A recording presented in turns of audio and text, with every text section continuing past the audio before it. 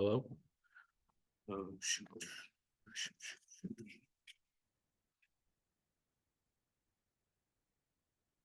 Test, test, cool.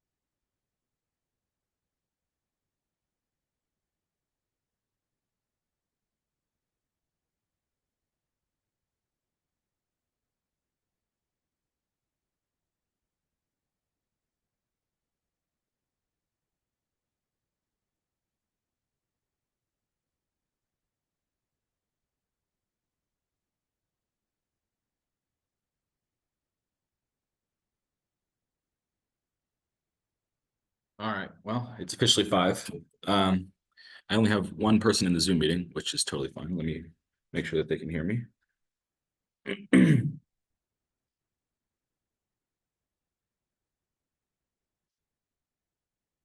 All right, so today we're gonna go over how to be a Bitcoin buff. And for those who aren't school members, that's right. We're just gonna talk about Bitcoin. Let's see if I can. Okay, so today we're going to talk about Bitcoin and really introducing what it is. We're also going to cover hash functions, Bitcoin blocks, Bitcoin blockchain, and then we're going to introduce Bitcoin nodes. So here's just a quick refresher on what Bitcoin is. It's a currency, just like the US dollar, although there are only 21 million Bitcoin and there's an infinite supply of US dollars. So that the infinite supply thing comes into play like with inflation or your money being devalued, lots of things like that. With the 21 million Bitcoin, it's everything that ever could be sold divided by 21 million. So it's like theoretically an unlimited price, but we're not there yet. So with traditional banking, you have to pay through the bank. Bankers can stop the money flow if they feel it's necessary. So say you're like, I don't know, a drug dealer or something not quite as cynical. Even then, they can still stop the money if they feel like it. If you pay through Bitcoin, though, no one can stop Bitcoin. And if you run your own node, even if you are like disconnected from the rest of the world, you can still send and receive Bitcoin. So this presentation is only going to be focused on the Bitcoin side. That's how the Federal Reserve works with the US dollars. It's really complicated. I don't know a lot about it. I only know a lot about Bitcoin. But this presentation basically is going to be a behind the scenes, how does Bitcoin works under the hood kind of thing. Cool. All right. So in order to understand Bitcoin, you need like a mathematical tools. And one of those tools is hash functions. And so this is probably the most math heavy that this presentation is going to get. But once you understand hash functions, you'll be able to grasp a lot of other things within Bitcoin. All right, so this has nothing to do with Bitcoin yet, but we'll get there. So a hash function takes any input and spits out a unique output. So in this example, I have a picture of a cat, the word applesauce, and any file you can imagine. And then the outputs are just totally random zeros and ones. And these hash functions are useful because websites will store the hash of your password to verify your identity without knowing your password. So like when you go to log into your bank account, the bank actually doesn't store your password because if they got hacked, then anybody would know how to get in there. They store the hash of your password. Feel free to raise your hand on Zoom or in person if you have any questions.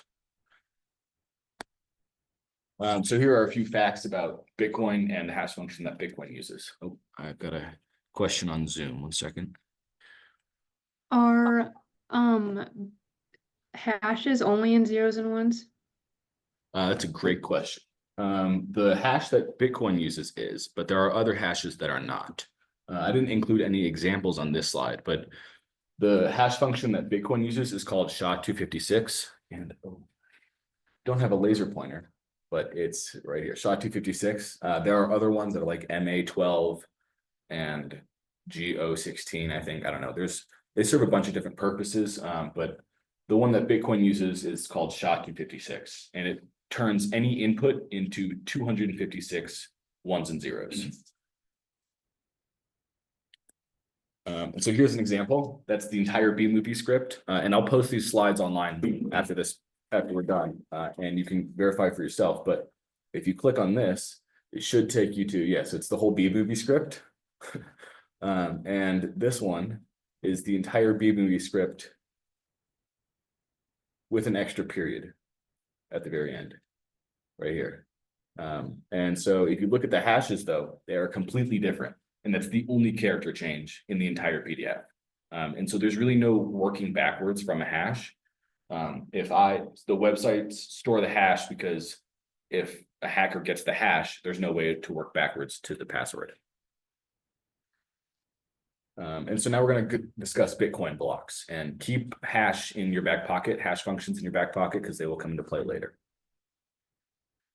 So the blockchain is made up of blocks. And I thought a lot about this, and I think the best way to communicate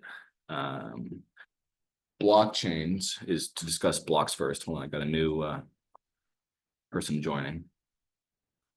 Okay, cool. So we are discussing blocks. A block is essentially split up into three different parts. It gets a little more technical when you like dive really deep into it. But for the gist of it, these are the three parts: the header, the body, and the footer. The body contains the transactions and makes up the bulk of the block data. The header contains the hash of the block. So remember the hash function that we discussed earlier. The entire block is fed through that hash function, and then that hash is put at the very top of the block. A nonce, which the miners manipulate, and we'll discuss that later on. The body and transactions. The body contains transactions, and then the hash of the previous block is in the footer of this block, and that basically creates a giant blockchain. And each block contains the hash of the previous block, and this creates a giant publicly viewable database, but uneditable database. Because if someone were to go back and edit any one of the previous blocks, the hashes would change throughout, and then someone would know that it's been tampered with. So now we're going to discuss Bitcoin nodes. A node is where the blockchain is stored. And so if you run a full node, you have a complete copy of everyone who has ever sent or received Bitcoin and all of their transactions. Nodes with a valid blockchain can reject nodes with an invalid blockchain via hash checking. And so if the hash of the blocks are valid, then they know that, okay, no one's tampered with those transactions. No one's accidentally sent, like if I go back a few spaces, so if I were to create a fake blockchain, if I were to, I guess not fake blockchain, but invalid blockchain, if I were to change this to Bob sends to Chris, it would invalidate the hash, which would invalidate the hash of the next block, and so on and so forth. And so that's how nodes use hash functions to verify that like this is a true blockchain, and anybody can download that true blockchain, but only miners can edit it, and we'll discuss that later. So yeah, nodes collect incoming transactions from wallets, and every full node is a complete collection of every transaction. That's tier one. Oh, I got a question online. Go for it.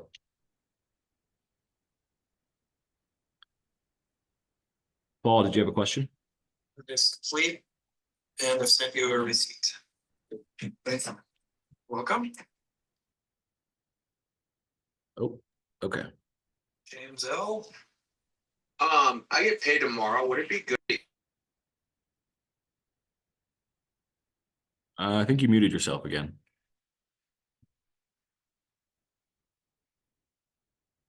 Okay, we will move on. Next slide. Oh, all right. Well, that's all I had planned for today. That was really fast. This is the first meeting that I'm actually running. So I'm a little nervous, and I guess I talk fast. Are there any questions from you guys?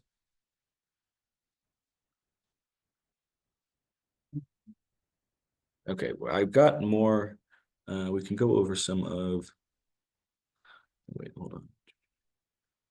When did you get into Bitcoin? About junior year of high school.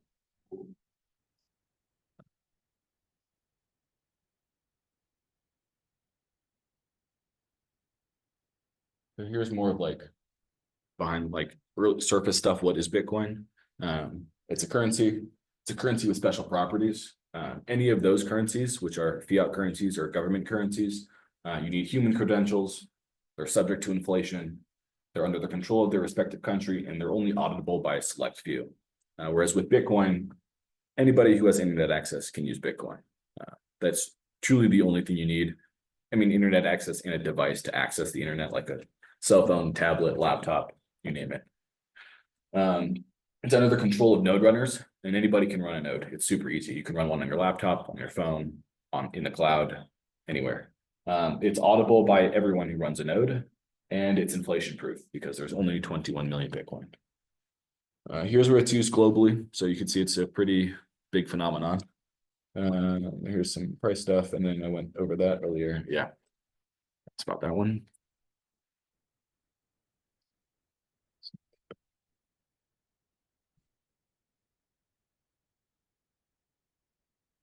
Well, if you guys want to, we can cover more subjects like mining and Bitcoin fees. I'm down. Okay, cool. That's Sweet. Yeah. All right. I thought it would take a little bit longer, but if not, that's totally fine. All right. So yeah, we'll cover some Bitcoin fees. So I will quick show you a representation of the blockchain. Have you guys been to mempool.space before? That's where you can see like the live blocks. Yeah, live blockchain. Yeah, exactly. Exactly. And so here I'll actually pull up the live one now. And it's basically a visualization of the Bitcoin blockchain. And so this is the blockchain live. So all of these blue blocks are mined blocks, and all of these green blocks are blocks that are in the mempool or waiting to be mined. I've got a question online. Go for it. What determines the price of a Bitcoin? Like how much it's worth? Really whatever someone wants to pay for it. I know a guy who, when the price was like floating around 60,000, he intentionally sold Bitcoin at 69,000. Or no, he intentionally bought Bitcoin at 69,000 because he was a memer and wanted to buy Bitcoin at 69. But when the price was around like 60,000, and so he was the only person to like have any sort of interest in Bitcoin that was higher than 60,000. But because it is so scarce, there's only 21 million.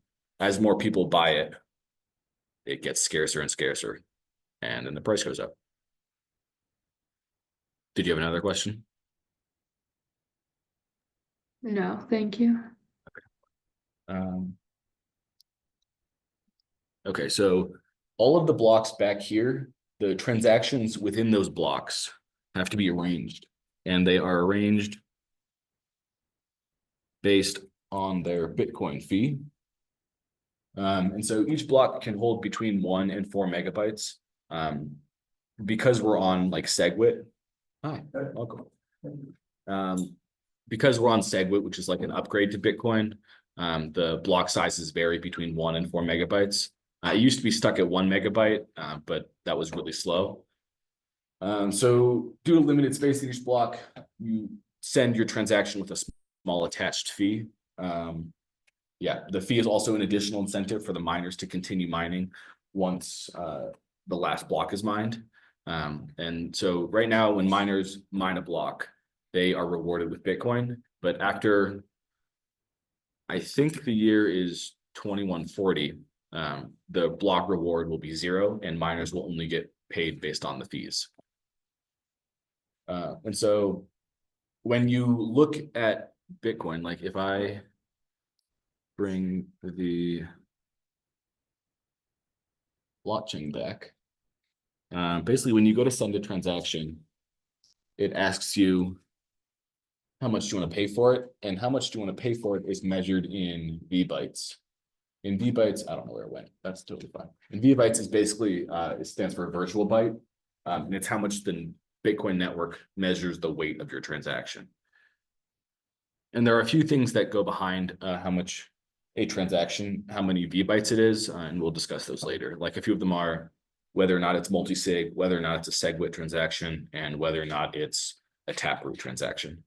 And those are just like upgrades to Bitcoin that if the network deems it a good enough upgrade, all the nodes will approve it.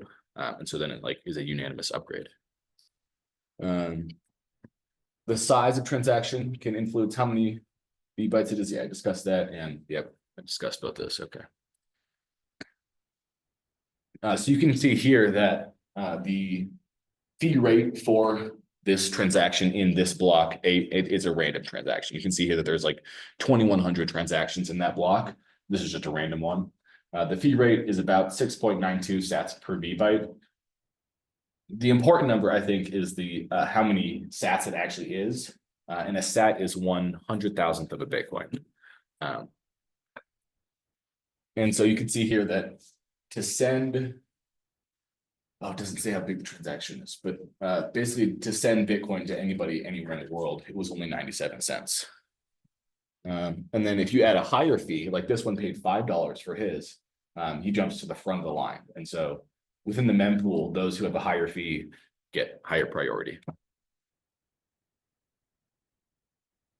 Okay, I'm gonna skip SegWit for now. This is understanding Bitcoin blockchain data. So this is basically the same like slide as before, but it's just more detail. If you go to mempool.space, that's my favorite live blockchain analyzer. And it tells you a whole bunch of data about the blocks and about the transactions in the blocks. You can actually view the transactions outright, which I think is crazy. Oh, we got a question online. Go for it. What's the process of like mining a block? Like, what does that mean? Okay, so I wasn't planning on discussing this today, but we totally can because we're only 20 minutes into a 2-hour meeting. But I will skip to it. So Bitcoin mining. Remember earlier when we discussed the blocks, in the header of the blocks was the nonce and the hash of the previous block. The nonce is truly just a random number that the miners guess. Miners change the nonce in order to change the hash of the block and until the hash is within a difficulty target. And we'll discuss that later on today, actually. Mining is the act of guessing at the nonce in order to change the hash until the hash is verified as a hash that's underneath the difficulty target. And so every time a block is mined, the miner is rewarded with Bitcoin. The block reward is cut in half every 4 years.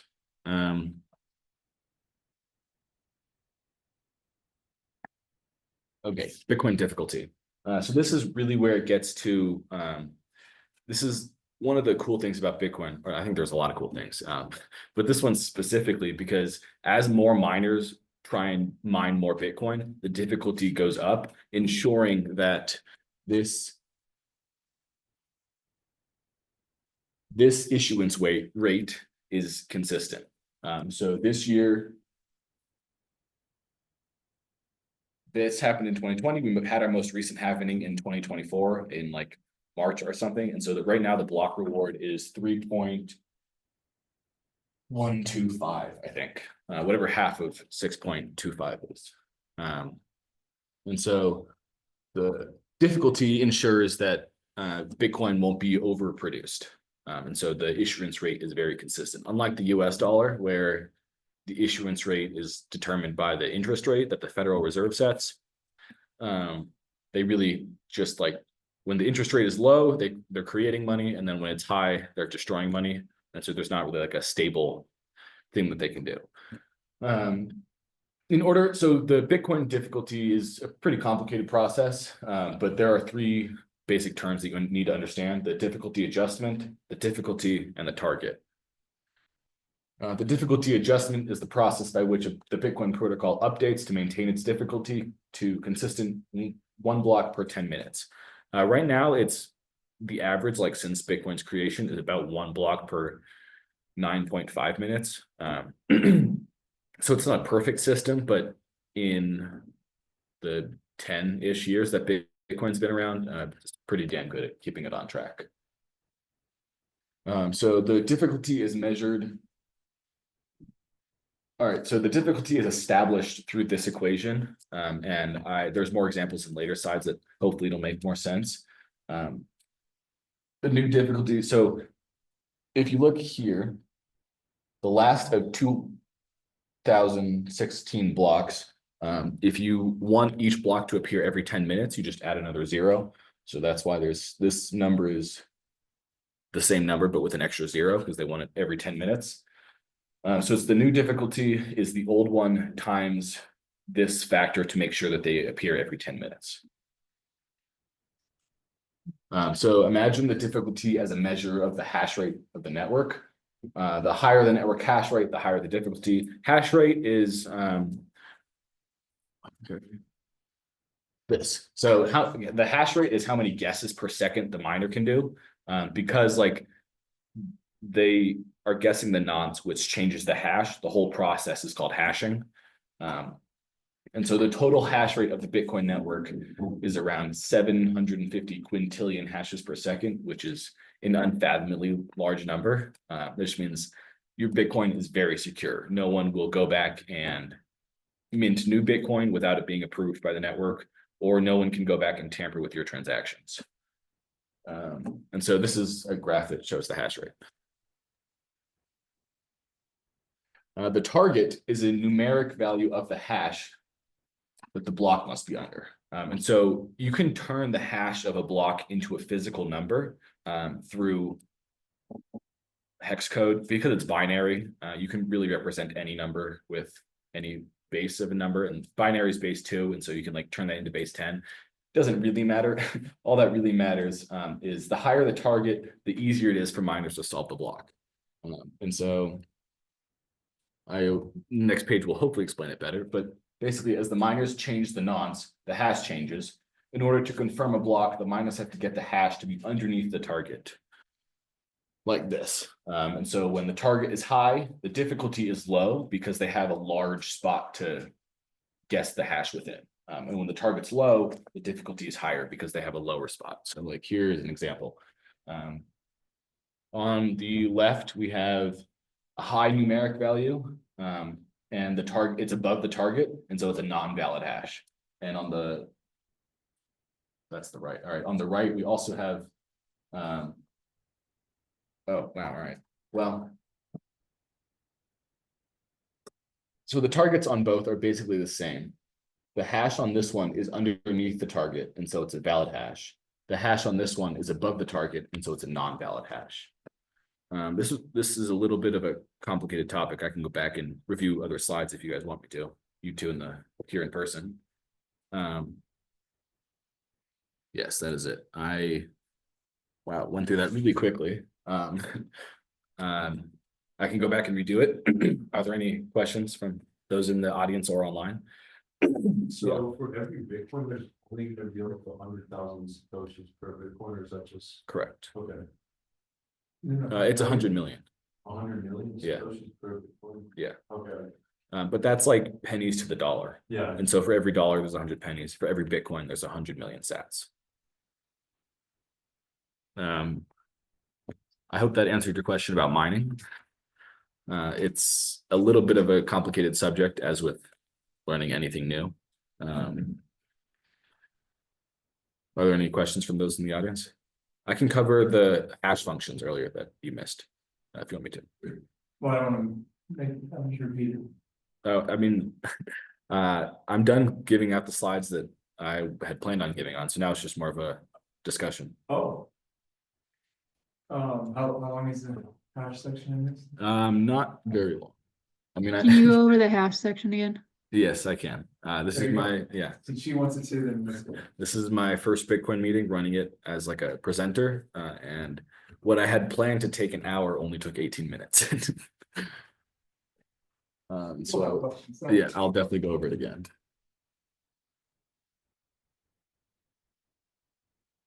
Okay.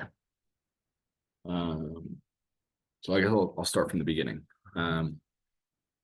Bitcoin only has 21 million, and US dollars have an infinite supply.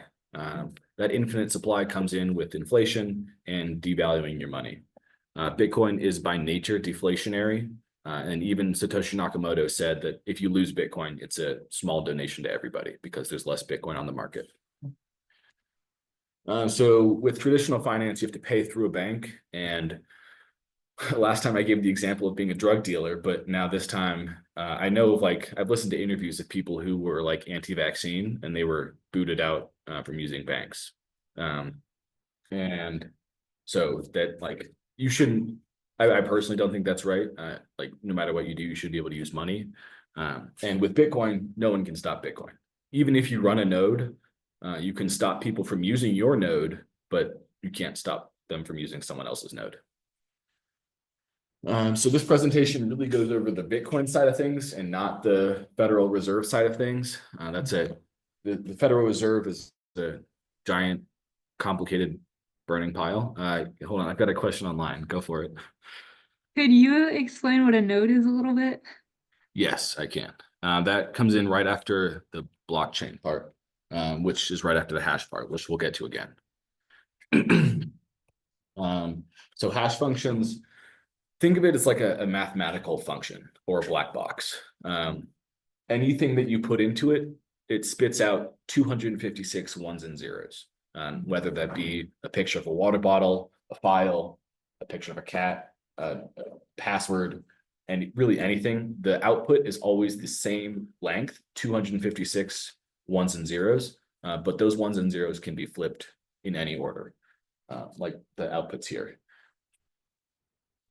Websites use hashes to verify your identity without actually knowing your password. So say I were to go to my bank and I type in my password, my banking website doesn't store the password, they store the hash of the password, because if the website was hacked, you can't work backwards from the hash. And so when I give the banking website my password, they run it through the hash function. They know what the output should be because they've done it before. And when I created the password, they hash it right then. And so they know what the output should be. And as long as the outputs match, they know that my password is a valid password. Oh, and here on the right side are examples of other hash functions. So there's like SHA-256, that's the one that Bitcoin uses. MD5, HMAC 512. I'm not familiar with the other two. I just thought I'd throw up some examples. So the Bitcoin protocol uses the hash function called SHA-256. It was invented by the NSA to create a secure one-way compression tool. Basically, it's a way of like verifying without actually knowing. And so like if I were to, I don't know, give someone a water bottle, and before I gave it to them, I took the hash of that water bottle. If I were to go up to them and be like, hey, do you still have the water bottle? Without them showing me it, they could hash the water bottle and show me the hash. And if our hashes match, then I know that they're telling the truth and they have the water bottle. There are more SHA-256 outcomes than there are atoms in the known universe. So there will never be a point in time where two inputs have the same output. Two different inputs, sorry, have the same output. And so in my example here, I have the B movie, and then I have a B movie with an extra period. And I went through it before, but I'll totally go through it again. So this is the entire B movie script.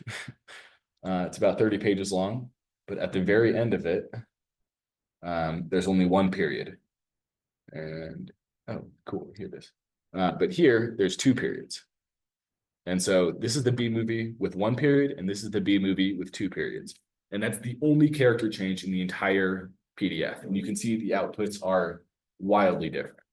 And so that would, sometimes your outputs are very similar, but there are no two outputs that are the same unless the inputs are the same. So now we're going to cover Bitcoin blocks. A Bitcoin block is split up into three sections: a header, a body, and a footer. The sections are a little more complicated if you actually like dig into the Bitcoin code. I have not done that. This is just what I could like glean off of my favorite Bitcoin website, which I'll show you guys after this. The body contains the transactions and makes up the bulk of the block data. The header contains a nonce, which I explained earlier in mining. It also contains the hash of the block. The body contains the transactions, and the footer contains the hash of the previous block. This linking together creates a blockchain. A blockchain is a database of transactions and other data, okay, grouped in periodic chunks called blocks. Okay, hold on.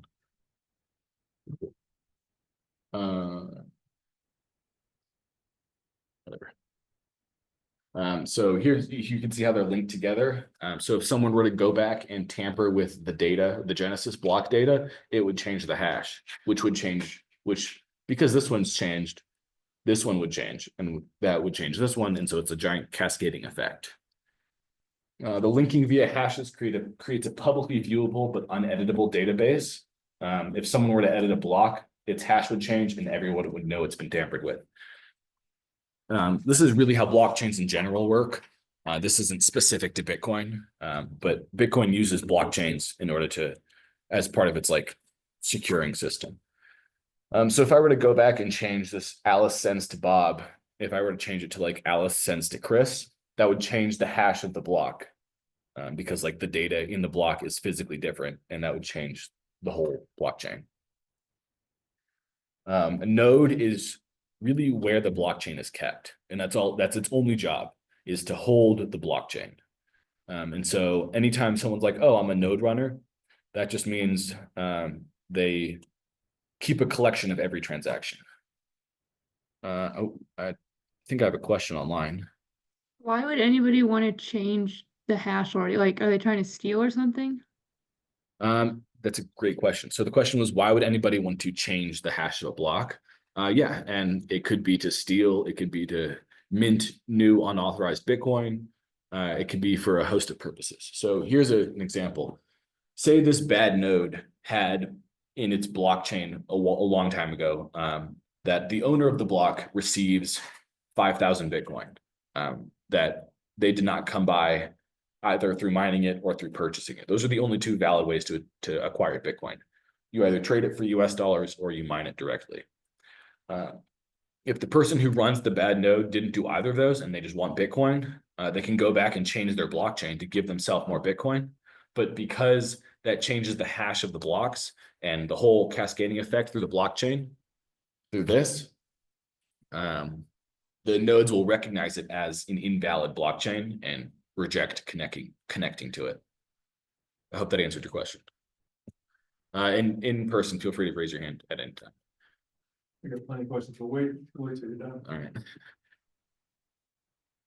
So nodes collect incoming transactions, group them into blocks, and distribute them amongst themselves. And that was the hash and Bitcoin nodes. Are there any other questions online? Cool. All right, go for it.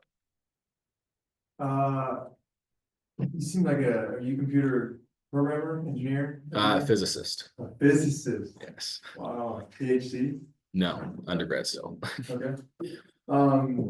There's pizza. Help yourself to some pizza as well. So you seem like you know what you're talking about. Do you see the invention of Bitcoin as like, how do you see it as something like totally revolutionary, but now that we have it, it's like, oh, this is simple. But like we would have, obviously we didn't come up with it before. Like what's your take on the importance of Bitcoin? I mean, I think it's super important. It is truly one of the only. So I've got another slide that I can throw up real quick. It is one of the only currencies that differentiates itself from any of those currencies. Right. And I think that like there are a few like shady things that happen with those currencies. They're subject to inflation, which I don't agree with. I don't like that my wealth is being inflated away. Even just talking to my grandfather, he was like, yeah, I remember when I could go to the hamburger store with a $5 bill, walk away with a burger, fries, and shake and still have change. That's like unheard of today. Right. And with Bitcoin, because it is capped at 21 million, it's by nature deflationary. Right. And so you could look at graphs of like, it costs like 600,000 Bitcoin to buy a house 10 years ago. And now it costs like maybe 2 or 3. Oh, wow. I didn't realize how, like, I mean, yeah, it's around like $100,000 of Bitcoin. So now it's like, yeah, 2 or 3 Bitcoin to buy a house. I've got a question online. Go for it. I think Bitcoin should like replace, you know, like this, the other government currencies, or should they be used like together? Like, what's your take on that? That's a good question. I'm not. So the question was, do you think Bitcoin should replace the US dollar or like work hand in hand? Yeah, I think it's like a digital gold. And so the US dollar could eventually one day be backed by Bitcoin. But for now, like with the Lightning Network, so this presentation goes over layer 1 of Bitcoin. In each transaction, if you're in the latest block, so here I'll pull up and then pull that space again. If you're in the latest Bitcoin block, your transaction should roughly take 10 minutes to be confirmed. And oops, on the Lightning Network, it's confirmed instantaneously. And so there are countries like El Salvador and I think that's the only big one that have adopted Bitcoin as national currencies, and they use the Lightning Network. Did you have another question?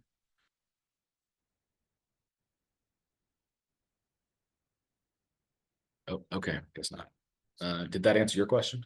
Yeah, I mean, I guess bigger than even a currency, like as far as technology, I'm just trying to think, like how, like you think of the cell phone, like this took obviously millennia of technology development to come to that, but now that we have it, it's like, okay, you could reverse engineer it easily. So like Bitcoin as a technology, like how revolutionary was it in like 2009? I originally wasn't in it in 2009. Otherwise, I'd But probably like, be like a as multi. far as like previous technology and all of a sudden we have this Yeah, I mean, technology that's unhackable, that's like. yeah. So Bitcoiners are gonna say it's, you know, it's here to stay, it's worth $13 trillion according to Michael Saylor, mhm. you know, things like that. Yeah. How revolutionary the technology was it instead? At its time, I don't think it was super revolutionary. It took a little bit of time to like gain traction. But I think that's the case with anything. Like with physics, when Isaac Newton first released his 3 laws of physics or whatever, it didn't like blow the whole physics field away. It took a while for that knowledge and information to disseminate through the populace. And I think the same things with Bitcoin. At first, it was like just the email list of the cryptographers that he emailed it to. But now it's like, I mean, Michael Saylor just renamed his company Strategy with the Bitcoin logo. So like it's everywhere. So would you put Satoshi on like Newton's level, like we'd all say Newton's a genius, Einstein's a genius, maybe I think so. So you put him on that level? Satoshi, yeah, I would. Whether or not it's a group of people or an individual, Yeah. I don't know, but I think so. Wow. Because like I eventually want to get my PhD in physics. And I want it to do something with Bitcoin because it's one of the only currencies so far, the only that follows the laws of thermodynamics. So as economic growth grows, Bitcoin also grows. With the US dollar, as economic growth grows, the US dollar kind of either grows down or is flat. Right. Have you had software? I have not. Have you heard of it? I have, yeah. That Jason Maurer? Yeah. You'll just read it. Yeah, that's on my list. Yeah. Yeah. Any other questions?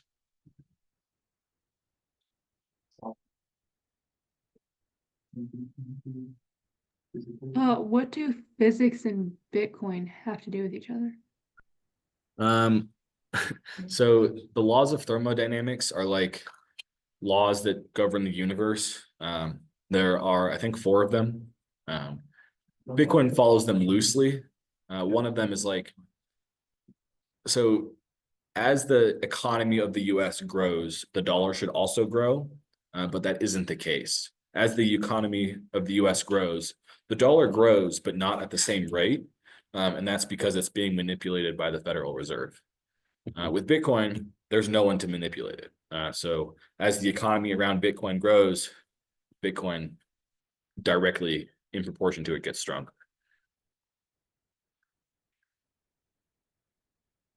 And here's a good website. WTF happened in 1971. It basically shows, so the US dollar used to be a solid dollar. It's called a sound currency. It used to be a sound currency back when we were on the gold standard. But then we had to pay for future wars and a few things. And so we decided to get off the gold standard. And for a little bit there, the US banned the private ownership of gold to try and bolster the dollar. None of those worked though. And so like harping back on your question, I do think Bitcoin is standing on the shoulders of giants. There are other previous attempts, like one of them was Hashcash. One of them was, I have no idea, but there are other previous attempts that didn't quite tie the whole package up and put a bow on it. Bitcoin's the only one that was able to do that. And so here you can see that like while productivity increased, compensation went flat. Here you can see that more separation of graphs. This website is super long. I encourage all of you to look through it at your own time. But basically it just shows that after the dollar was no longer sound, and after we got up to gold standard, while the economy increased, the dollar what either decreased in strength or was stagnant in strength.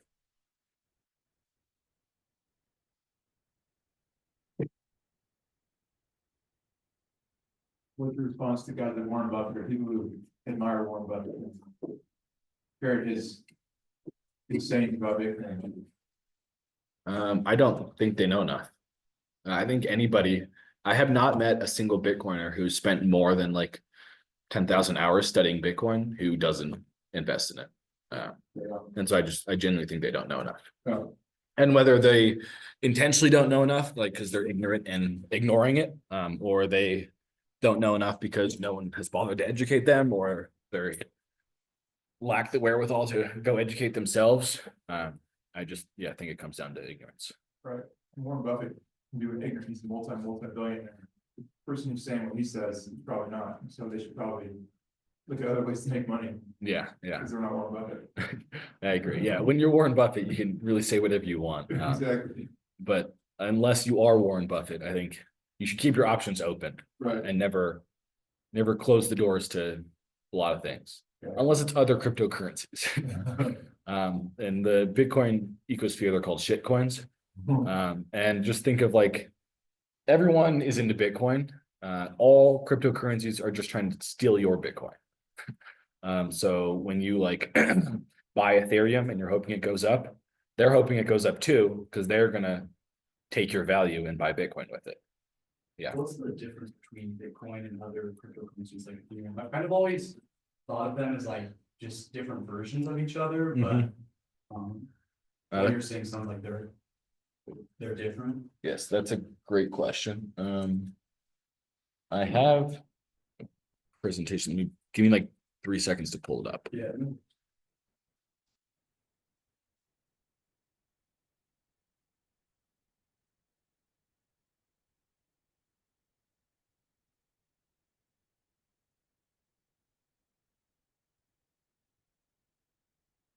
Okay, so this one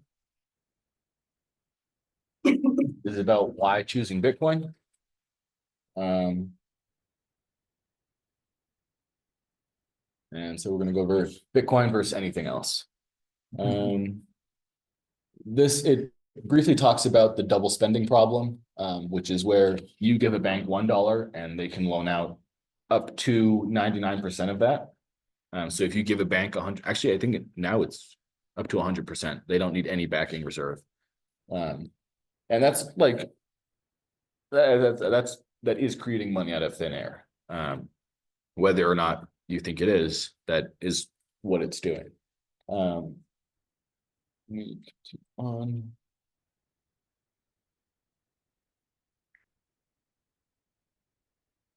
Well, this is not the right presentation. That's okay. Basically, there are certain things that apply to Bitcoin that don't apply to anywhere else. So like this method of guessing at a nonce in order to change the block hash, that is called proof of work. And they consume energy in lieu of work. And Ethereum is on a proof of stake, which is like if I have 3 Ethereum, I basically give it back to the Ethereum Foundation. They lock it away and they're like, all right, you're going to earn interest on this locked away Ethereum. That is a rich get richer system, because if you have 1,000 Ethereum, you get more interest than someone who has like 2 Ethereum. It levels the playing field. It's really about who can consume the most energy and who has the best computers.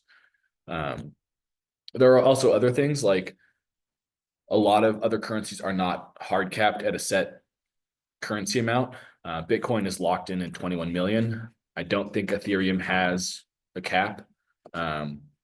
Not familiar with any other one that's capped. Yeah, there are a few other ones like Bitcoin Cash, Bitcoin Gold, a few other Bitcoin derivatives. But that's like, because it's a cryptocurrency and it's just code online, I can copy the Bitcoin code and release my own Bitcoin and call it Will's Bitcoin.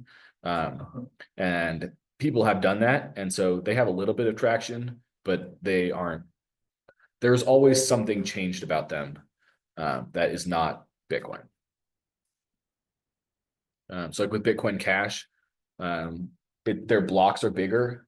Their blocks reach up to 10 megabytes.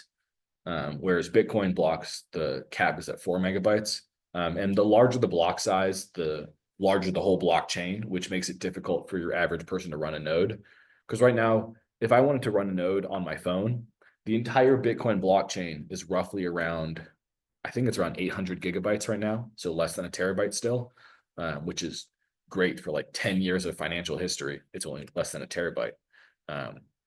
Ethereum's blockchain, I think, is like somewhere around like 24 terabytes, which is a huge number for what they have set out to do. Hopefully that answered your question. Do you think there's any predictions for other cryptocurrencies?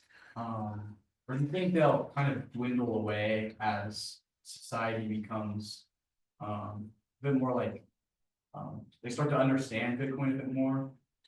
Yeah. Just like the phone, like what you were saying, like they Yeah. kind of understand the phone now, but not a lot of people understand Bitcoin. Do you think they'll slowly dwindle away as time goes on, or do you think there's specific use cases of other cryptocurrencies?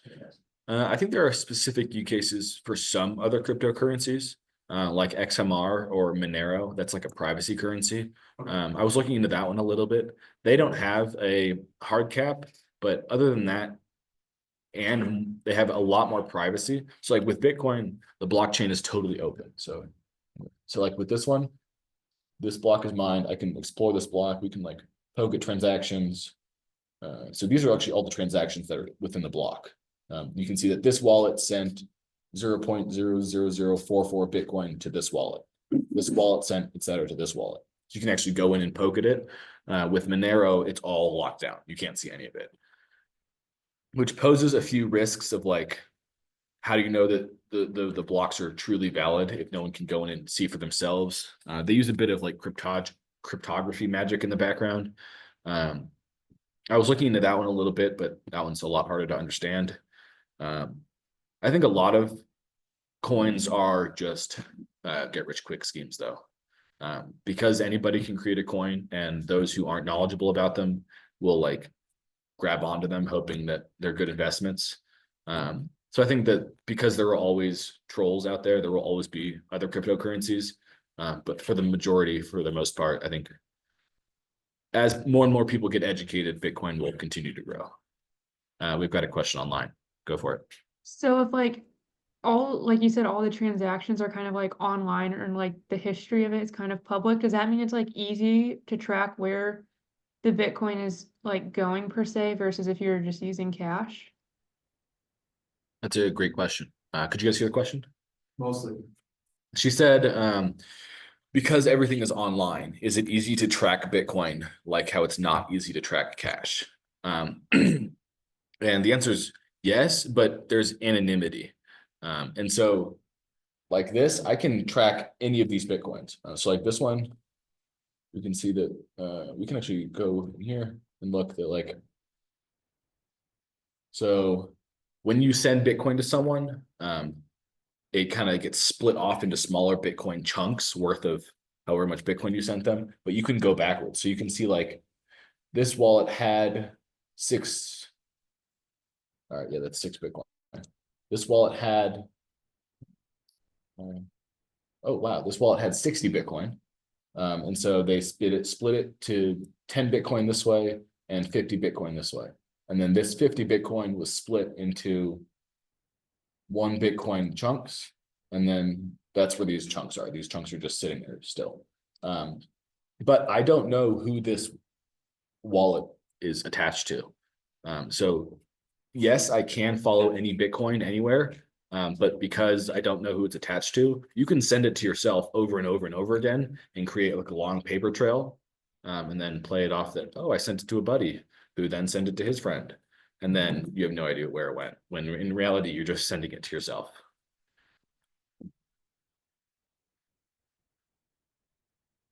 Cool. Any questions from you guys?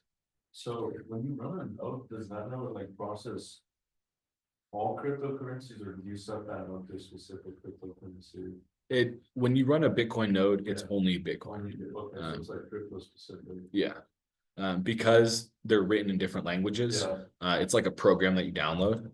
So if you go to bitcoincore.org, you can download the code to run a Bitcoin node on your computer. But then you'd have to go like the Ethereum Foundation or something. I don't even think the Ethereum Foundation allows people to run a full node because that gives you too much like. I think the Ethereum Foundation, the last time I refreshed myself was like a long time ago when I was into Ethereum. But I have since learned better and now I'm only into Bitcoin. But last time I refreshed myself, only the Ethereum Foundation could run a master node, which is like a full node. And then they're called shards. They allowed individual people to run shards. And that's like a pruned node, which is like, you don't have a full record, you just have like a partial record. I know that was more than the question you asked for. No, that answers it perfectly. Cool. And then do you personally like trade like Bitcoin, or do you just like keep buying and piling it? It's called DCA, yeah, dollar cost averaging. Yeah. So I've been dollar cost averaging since like late 2022. And I will continue to do so probably till the day I die, or the day I retire and no longer have an income. At which point I will live off Bitcoin. Wait, what's dollar cost averaging? Like, what is, I mean, I know what the words mean, but like, what does that mean? It means buying Bitcoin a little bit over time. So say I came into like $10,000, if I were to purchase a lump sum $10,000 worth of Bitcoin, that's not super smart. The smarter thing to do is buy a tiny bit over time. So like $10 a day for 100 days. And I think it'd be $10 a day for 1,000 days. And that's $10,000. And at that point, you get to mitigate all the fluctuations. There's a website, I think it's called DCA Calculator.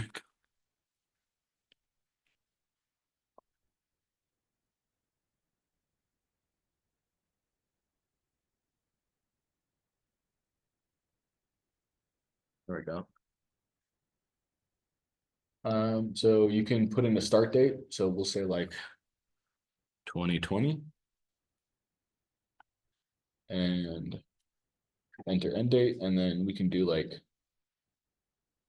$5 a day, $5 weekly. You would have acquired 0.03 Bitcoin.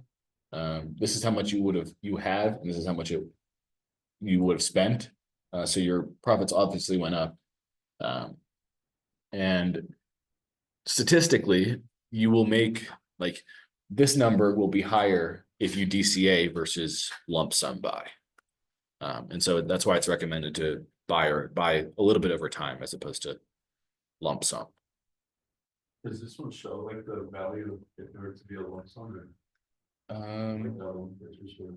yeah. You can just find the price on that date Oh, yeah. Yeah, there you go. Find the price on that. and figure out how much you put in total. Yeah. I mean, if you were to I think if you put it all in, back then, it would be worth more. yeah, But you don't know. yeah, exactly. Like you don't know for the future.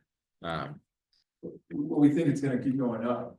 Yeah. So yeah, So, because of the halving cycle, which is every 4 years, the amount of Bitcoin that's released gets cut in half. Bitcoin kind of takes 3 steps forward, 2 steps back every 4 years. Because of this.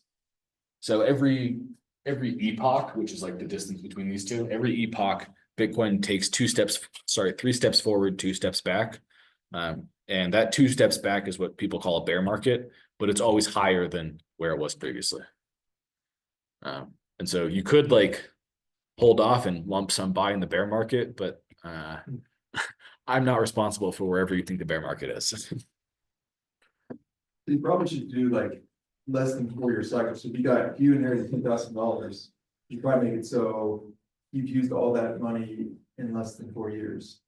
Yeah. Because you know it's gonna be higher. Probably in 4 years from today than it. You're right. So, Yeah. Whenever I tell people, whenever I used to tell people to buy Bitcoin, I would say to hold it for 4 years. Exactly. Yeah. I think we had a question online. Yeah, shockingly, I have another question.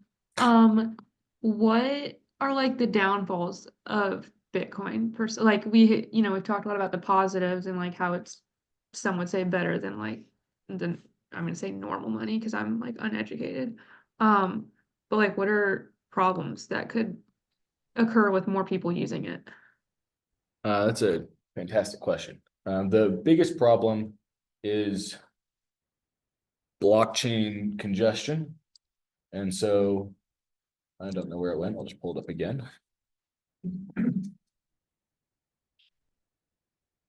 And so here, as more and more people want to send on layer one, which is what this one's called, the people who send higher and higher fees, as more and more people, as there's more and more demand for, I want my transaction done right now, the fee gets higher and higher.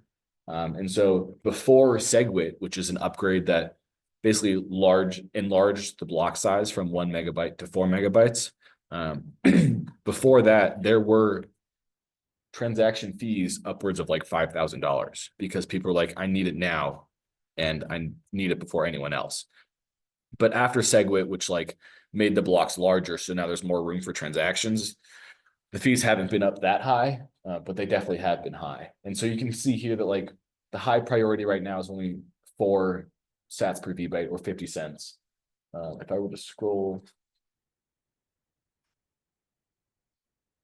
here you can see like these are like 7 sats per VByte. You can see the large end. This one, the lowest end is 5 and the largest end is 300. And so that's one issue with larger Bitcoin growth, but there is a layer 2 or Bitcoin Lightning, which is a little complicated to explain, and I'll save it for a different meeting time. But basically, think of it as instantaneous Bitcoin that kind of sits on top of layer 1 or sits on top of this blockchain. That one, there is no congestion with more people who use it. The more people who use it, it actually, so the Lightning Network works by like pushing Bitcoin through tubes essentially. And the more people who use it, the more that Bitcoin moves through those tubes, and that keeps the Lightning Network moving. And so the Lightning Network actually like thrives on more users, which I think is great. Another potentially downfall is people who lose their Bitcoin, who aren't smart with it and who lose it. Unlike traditional banking, if you forget your password or you're hacked or something, you can like usually talk your way to the bank and get that money back. With Bitcoin, there's no getting it back. Did you have a question? How do you lose your Bitcoin? That's a great question. So you can send it to an address that doesn't exist. So like, we'll look at this, look at some of these. So you can see here that like this person sent 0.2 Bitcoin to this address. If I were to change one letter in this address, the Bitcoin network would still accept it, but that address could belong to nobody. Then that's called burned Bitcoin. And so people can burn Bitcoin that way. People do it accidentally. There are some mad lads who do it on purpose just for the benefit of the network. Or if you're building wallets and doing different wallet configurations. So I'll go back. So there are different types of wallets. When you're messing around with wallets and doing different things like that, you can have passwords on top of passwords, or you can have like multi-sig wallets where you need like 3 approvals out of 5 separate wallets, things like that. And if you don't get that combination right, trying to unlock the Bitcoin, if you either forget the combination or don't get it right, then it's lost. Hopefully that answered your question.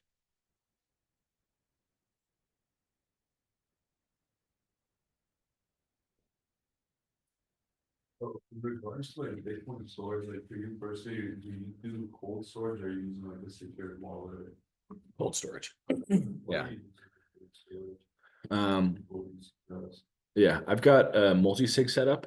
And if you do have a multi-sig, it's recommended that you use different vendors. Because although it's rare, there have been a few, very, very few cases where the vendor will actually turn into a bad actor and manufacture those devices with backdoors that then they can go back and access. Yeah. So if you build your multi-sig out of different vendors, it's much harder for the vendors to collaborate behind the scenes. Although it's not impossible, as far as my knowledge, it has not happened yet. Yeah. And so there are a few ones. There's Bitbox 02. There's this guy. Oops. Well, I gotta pull it up again. Hold on.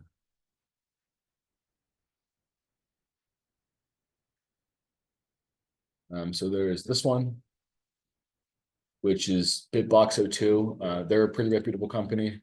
There's What do you think of treasure? Because I know a lot of people would not have the treasure. yeah. I used to use Trezor. Yeah. And so far they're pretty good. Although they had the one feature where you had to go in and enable it. But when you enabled it, they basically took your. So before we talk about wallets, I have to. So we're all on the same page. I'm going to cover a few things on wallet terminology. Okay, so we're going to discuss Bitcoin wallets real quick. A wallet is the interface between humans and the Bitcoin protocol. So like the nodes, the blockchain, mining, all of that stuff is like behind the scenes on computers. You don't actually physically get to watch it happen. But within a wallet, you get to interact with the Bitcoin network. So when you create a wallet, it gives you two separate things. It gives you the private key and it gives you the public key. The private key is the master signature. It's required to sign any outgoing transaction. The public key is a sort of like a window into your wallet. Nodes will use it to verify that your transactions are valid. And so there's different things. There's hot wallets, there's cold wallets, and then there's cold air gapped wallets. Different levels of security and learning curves. This is basically how wallets connects with your public node. You lock up the private key and keep it secret. Nodes can view all of your transactions through your public key, and that's how they verify that all your transactions are valid. And so you also want to be careful of who you hook up your wallet to, because say that node is a bad actor, although they don't know who you individually are, they can see all of your transactions. And so that's why if you run your own node, although everyone can see like all of your transactions, they can't see your entire balance. And so Trezor, what they did a while ago was they made it so this was only if you enabled it within their settings. They took your private key and they split it up into 3 different chunks, and then they gave each chunk to a separate third party.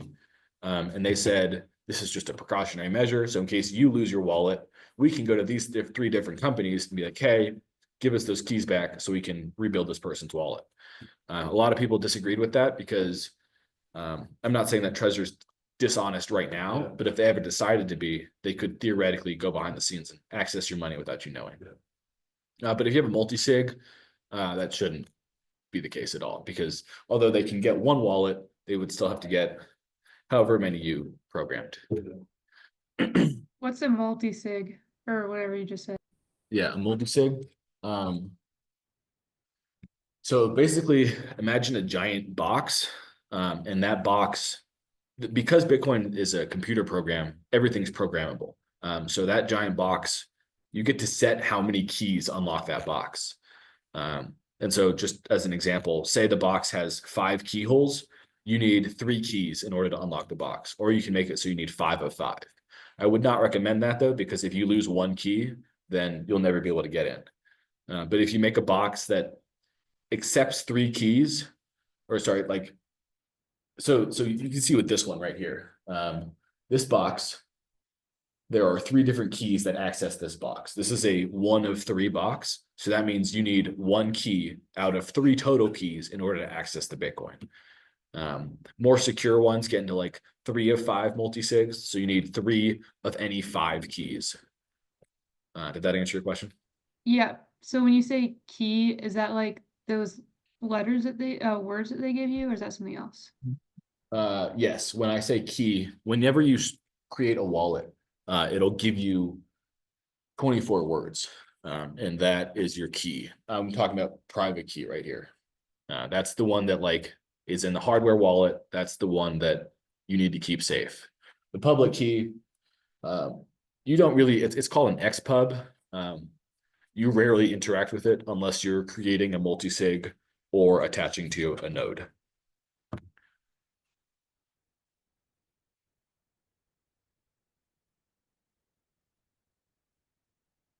Any other questions online or in person? And then I guess another question about wallets, like, would you recommend just going with the wallet that focuses solely on Bitcoin? It supports like only Bitcoin, or like a wallet like Ledger that accepts, I guess, if other like shit. I personally would only recommend ones that accept Bitcoin, because although this hasn't happened yet, I have no idea because can't tell the future. But the example I like to harp on is, imagine a cryptocurrency comes out, and that sole purpose of the cryptocurrency is on a predetermined date, they output all of the private keys of that cryptocurrency. And so if you have like a wallet, like a ledger, for example, that uses the same private key for different cryptocurrencies, if there's a cryptocurrency that will output the private key, then that whole private key is bad. But with Bitcoin, it's open source and you can go in and look, and there is no code or anything that outputs the private key unless you, the wallet owner, wants it to. And so that's why I recommend people go with Bitcoin only. It's a personal decision though.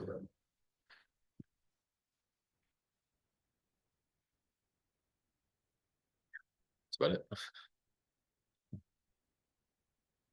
Any 2025 predictions for Bitcoin?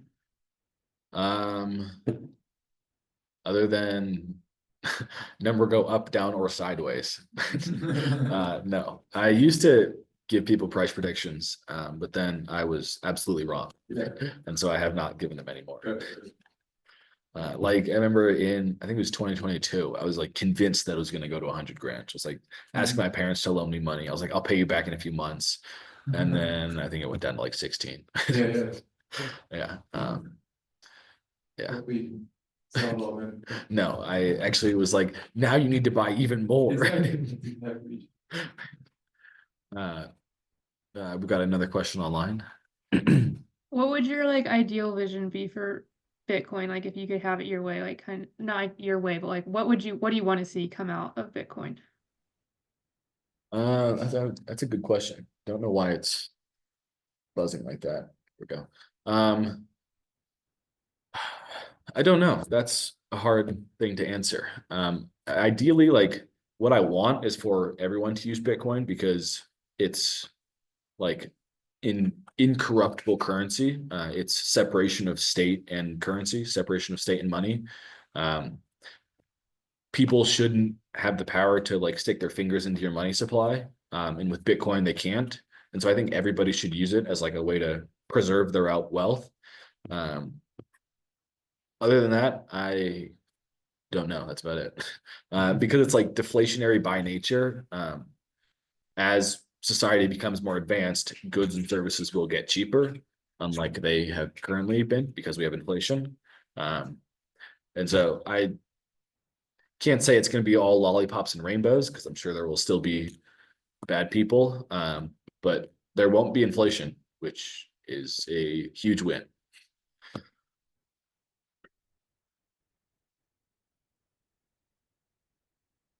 So tell all your friends to buy it. Yes, exactly. Tell all your friends to buy Bitcoin. Or to come to these Bitcoin meetings every other Thursday.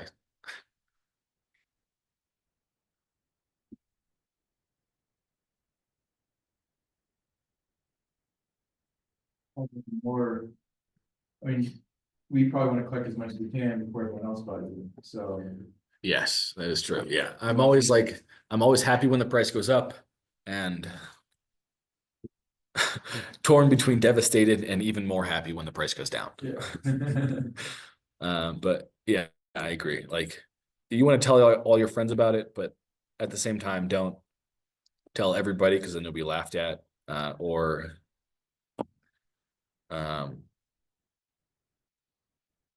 yeah, just be careful of what you tell other people. Like never tell someone how much Bitcoin you have, because then that can lead to $5 wrench attacks. And last week I discussed this with someone who came in. There's a list. So $5 wrench attacks in the Bitcoin community. So say I have like, I don't know, $10 million worth of Bitcoin. I don't. This is just an example. But say I did. And say my wallet configuration is super strong. Like I put like $100 or several hundreds of dollars into bolstering my wallet security. Someone can buy a $5 wrench and beat me over the head with it until I give them my Bitcoin. So there's no matter like how much cybersecurity you put into your Bitcoin, there's always the physical aspect of it. And there's this person who keeps track of $5 wrench attacks, and you can see that like the latest one, public $5 wrench attacks at least. You can see the latest one happened on January 30th of this year. So always be careful. Did that answer your question? I think. I forget who asked it.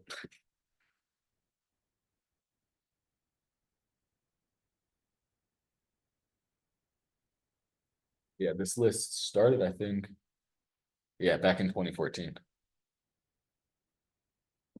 Yeah, it's just a list of people who have been like under threat because of their Bitcoin.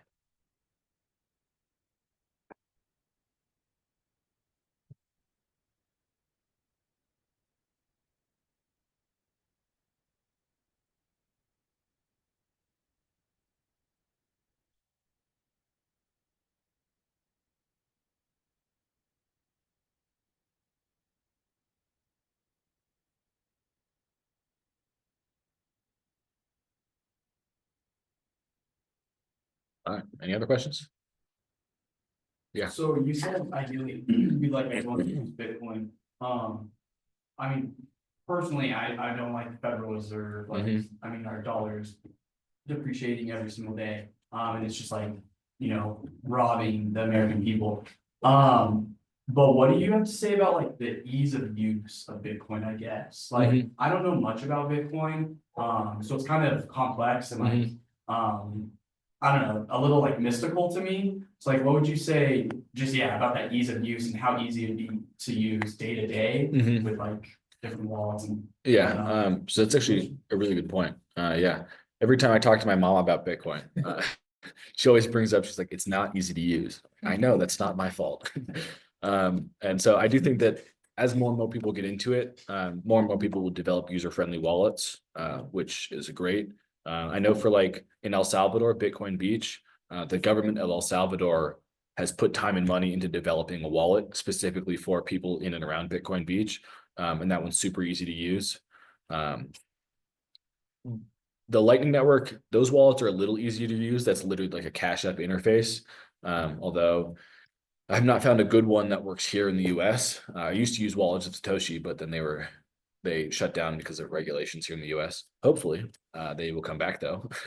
But yeah, I think it's just a matter of time before either someone makes more user-friendly wallets or those who are looking for somewhere to store their money that isn't a depreciating asset find Bitcoin. Yeah. Thank you. Yeah. So what do you recommend in the meantime? People do. Get your toes wet. Start buying Bitcoin a little bit at a time. Yeah. I don't recommend keeping anything less than anything more than 0.01 Bitcoin. So I think that's like $10,000 on an exchange. Because if the exchange goes belly up, they're not liable to give you your Bitcoin back. And even less than that, like even $1,000.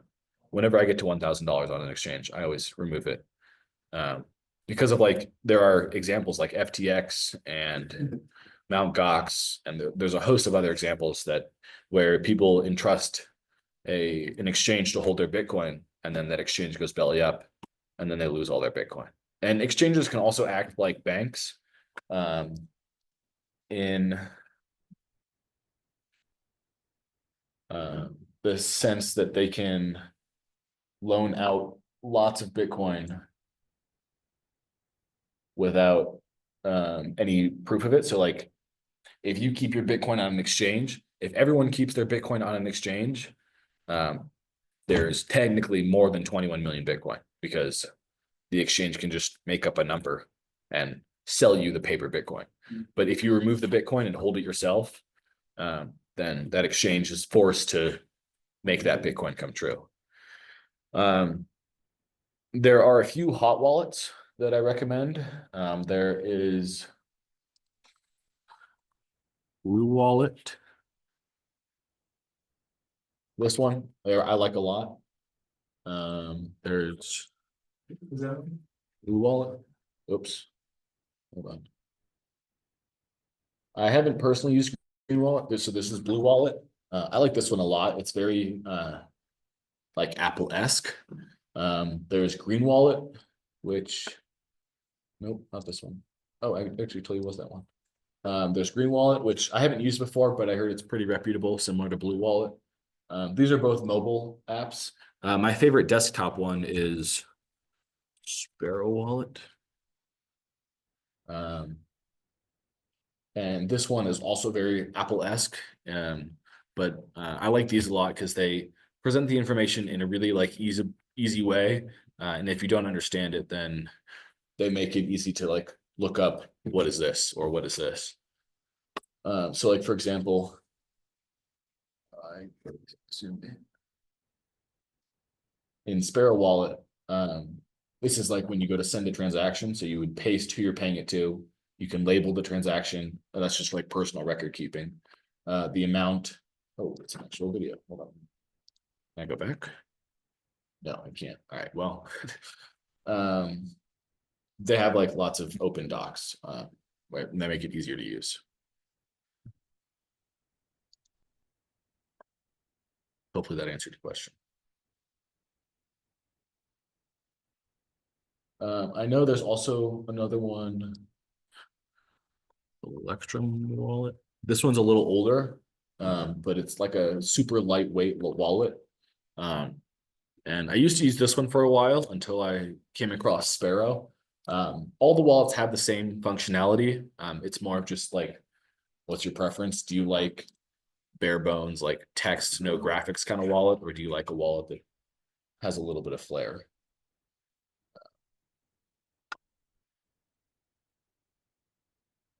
And then if you're just started, like getting started and buying Bitcoin, Yeah, feel free to take some pizza too. I don't know if I want to take it all home.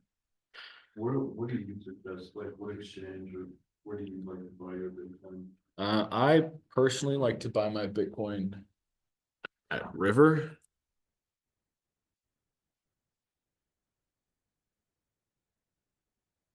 This one, I like them a lot. They have really cheap fees. River or Cash App. Although I don't prefer Cash App because they have a pretty high purchasing fee. So like if I were to buy $10 worth of Bitcoin, I'd get like $9.50 worth of Bitcoin. Or these, if I were to buy $10 worth of Bitcoin, they only take 1 cent. Oh, wow. So I get like $9.99 worth of Bitcoin. They do have a 1 week waiting period where they wait 1 week in order to like make sure the withdrawal from your bank is appropriate. But then you can almost instantly withdraw it after the 1 week. I like them. I have used Swan before. I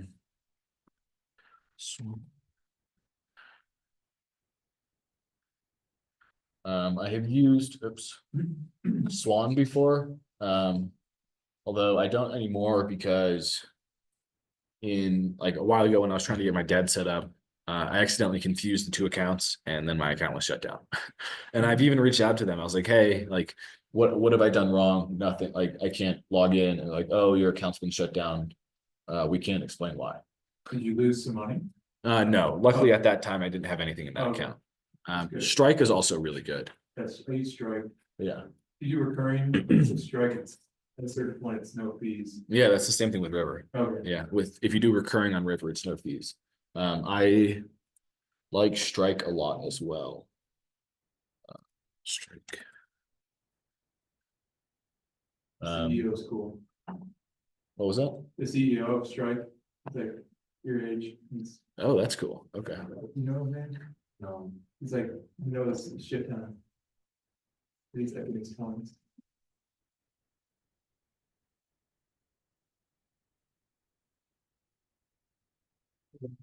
That's mom. Oh. Huh. That wasn't really- you're welcome.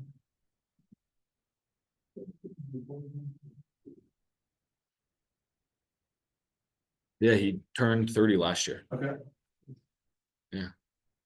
Um, what do you think of Coinbase? I'm not a huge fan of them. Why not? So I used to use them for a while. And then they wouldn't let me withdraw my money. And like Like your money or your, my Bitcoin. And so I went to go withdraw it and they were like, oh, this is like a high risk account. We're gonna have to flag it and come back to us in like 2 weeks. So I came back and they were like, okay, we're gonna have to elevate it, come back in another 2 weeks. to give a month?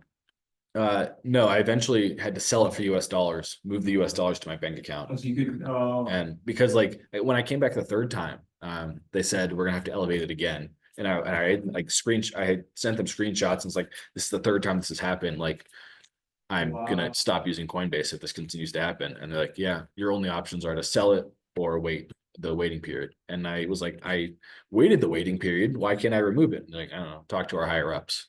Do you have to pay a lot of taxes when you cashed out or? I don't think then because the price had dipped a little bit. Yeah. shit. But I think they're like a scummy website. And they're also known as shitcoin casinos. Yeah, yeah. And so I like websites and wallets that are Bitcoin only. Okay. Strike and River, Cash App, etc. I've never tried to move Bitcoin from this, so I might try that now, and see what happens. The bit to off Coinbase. Yeah, Okay, yeah, I've never tried. I've always Okay. just bought it. yeah. Well, if you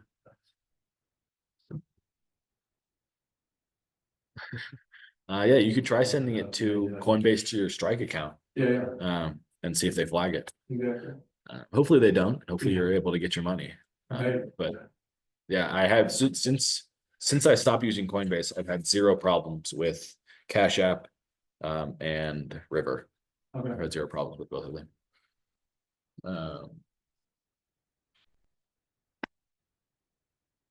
Yeah, that's it. Cool. Thank you. Yeah, totally. Will? is it- Yeah, Yeah, Will. thank you. What's your name? Matthew. Matthew. Nice to Yeah. meet you. Yeah, same. Are you a student here? What's that? Are you a student here? No, thank you, I'm older. I taught in war in high school. Oh, nice. Okay, that's cool. Are you a student here? Yeah, I am also studying mechanical engineering. Oh, nice. That's cool. Yeah. What subject did you teach? Math, Nice. Okay. I didn't teach, I taught his brother. Yeah. And it was my last year teaching, I was just talking about investing, because, I mean, I was teaching him math concepts too, but that was kind of like, the fun, his brother. Like, your talks a lot about investing, the board shows up and he's like, I hear you're an investor, and Nice. we've stayed in touch since, so. Nice. That's pretty Yeah. cool. Yeah. Yeah. I took AP physics in high school, senior year. And after the AP test, we had like 2 weeks of free time. Yeah. And so my teacher, it's I have another presentation that's like, the one I gave today is like built around that one. Yeah. And so he let me present that to the class. Really? Yeah. And so I get to teach my physics class a little bit about Bitcoin. I don't think anybody took it too seriously though. Hopefully they did, but I guess I'll never know. I mean, maybe not at the time, but if they've heard about it since, they might Yeah. think, oh, that's, Yeah, especially after like Michael Saylor, what a mad lad. oh, yeah. I always like send pictures like screenshots of like, have you seen the green dots of like where Michael Saylor buys on a Bitcoin price chart? No, I'll see if I can pull it up, but it basically is like, it's a Bitcoin price chart. And then there's green dots every time Michael Saylor buys, and it's Oh, just like 'cause the it entire keeps thing up. is green. yeah, Yeah. yeah. And I'll send it to my mom and be like, can you buy like Michael Saylor, please? Well, you got into it in high school. Yeah. That's awesome. I got a computer one year for Christmas. And I was like, I want my computer to make like, I was like, I knew about mining, just because I've heard about like, it was social media and friends and whatnot. But I didn't know exactly what it was. And I was like, I've got a pretty nice computer here. I wanted to not just sit and collect dust while I'm at school or out and about. So I looked into mining, and for a while I mined Ethereum. And then I wanted to be like, well, what is this? Like, what is a cryptocurrency? So then I started looking into it, and it was, after a while, it was really clear that Bitcoin stood alone. Absolutely. I have a really cool, well, it's not mine, but it's one of my favorite Bitcoin learning resources. It's called learnmeabitcoin.com. And this is where I got a lot of the data from the presentation I gave. It has like beginner's technical tools explorer. But I think this guy does a really good job of doing it, giving it to you in small, digestible pieces. Right.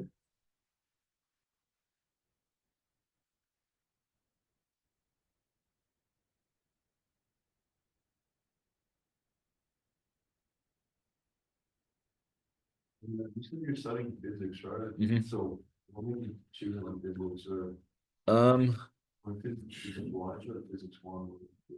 oh, nice. I took AP in high school too, so I was pretty cool. Nice. Okay. Yeah. I don't know. I've always been into physics. Yeah. I've always wanted to be a teacher, like since middle school. And I had a really, really good high school physics teacher.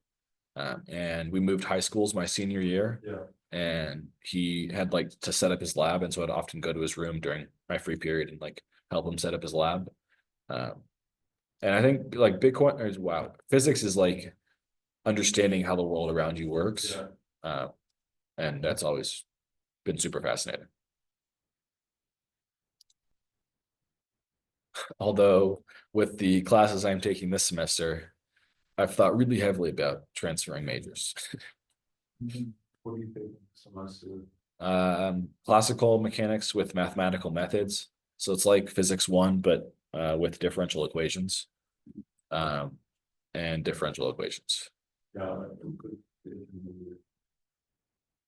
I think I was from like one of my new favorite classes. I like all the cloud series. Nice. Yeah, I did too. Calc 3 was definitely my favorite calculus class. So I think I enjoy calc two the most. Really? Okay. Yeah, I feel like calculus two is probably like my favorite class. Did you take it in high school or here? I took it here. Oh, nice. Through the math department or APPM? Man, Nice, me too. did you take it through the back big knife? Other than DiffyQ with linear algebra, which is what I'm currently taking, everything's been through the math department. Because I know a lot of people complain about it because they make like considerably harder than the math department. Oh, really? Yeah, it's like 80 points and like a 5, and it's just like more as physics mentioned based. It's always probably. Yeah. Here's the graph I was talking about. Every time Michael Saylor buys. And so I occasionally will send this to my mom and be like, can this be you? Yeah, he is a total mad lad, but I know for a fact it's gonna work out for him, which is great. Do you buy MicroStrategy? I don't, it's only Bitcoin. I bought 2 shares just to Nice. watch it go. Well, thank you so much. Do you know Ben, is it Bryler? They have a Boulder Bitcoin group that meets once a month. Oh, that's cool. Yeah, he's the one that, or was it you? Oh, I think so. This. Um, And then there's have you heard of the space down in Denver? I have, yeah. Yeah. I've been to that a few times. Okay, Um, so you know Wyatt, have you met Wyatt? I have, yeah. Yeah. Is this? Yeah, there was a group on Signal that I like sent this information to. Yeah. Oh, nice, okay. Yeah. That's, That's the Bitcoin group you're talking about? yep. It's Nice. called just Boulder Bitcoin. Yeah. I think it's one of those older Bitcoin. No, I've not been to one of those. I've only been to one Bit Devs, and it was before they opened up the space. The Boulder Bitcoin's actually pretty cool, because I went once. Yeah, it's pretty cool, like all the people they're super knowledgeable. Yeah, So, yeah. if you wanna, like, Oh, that's cool. yeah, like the more people, like Yeah. people do show up there and they're like They don't meet that far from you, it's really like 5 minute drive. Oh, cool, okay, I can invite you to the group if you want. yeah, please do, Thank you. It's on Telegram. Do you have? okay, or yeah, no?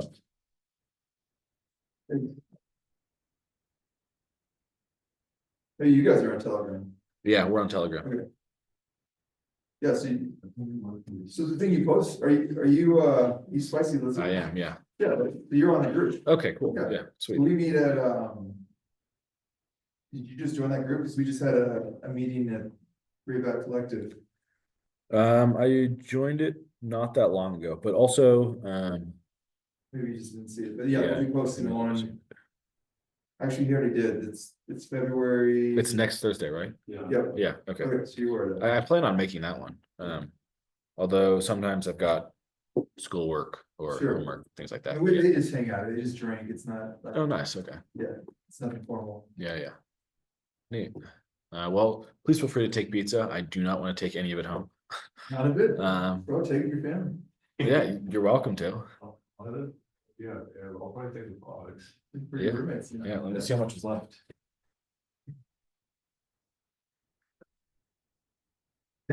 Yeah, I think on this, because the university help you, since it's like a. The university.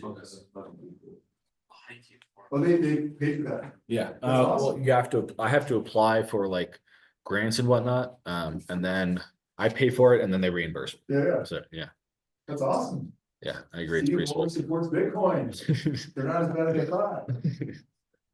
I mean, have you seen like the Cornell Bitcoin Club? No, They have a huge Bitcoin club. Really? Yeah, they have like every time they have a meeting, it's in like one of their main auditoriums. Like the physics lecture hall. Yeah, exactly. It's like in a big lecture hall. They have like big like the roll-up signs that like are like the fabric signs that like say Cornell Bitcoin. They've got like logos. It's a pretty big club. well, I like the market, so if you wanna make it that big, I'd be happy to. Cool. Okay, yeah, awesome. I'm always right now. It's the only admin in the club is me.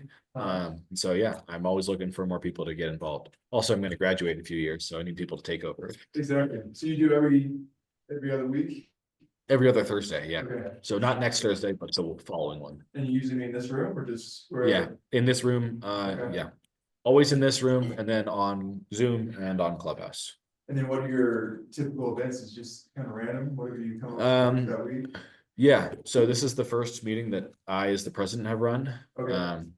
I'm in cahoots with Nathan and the other founder, I forget his name.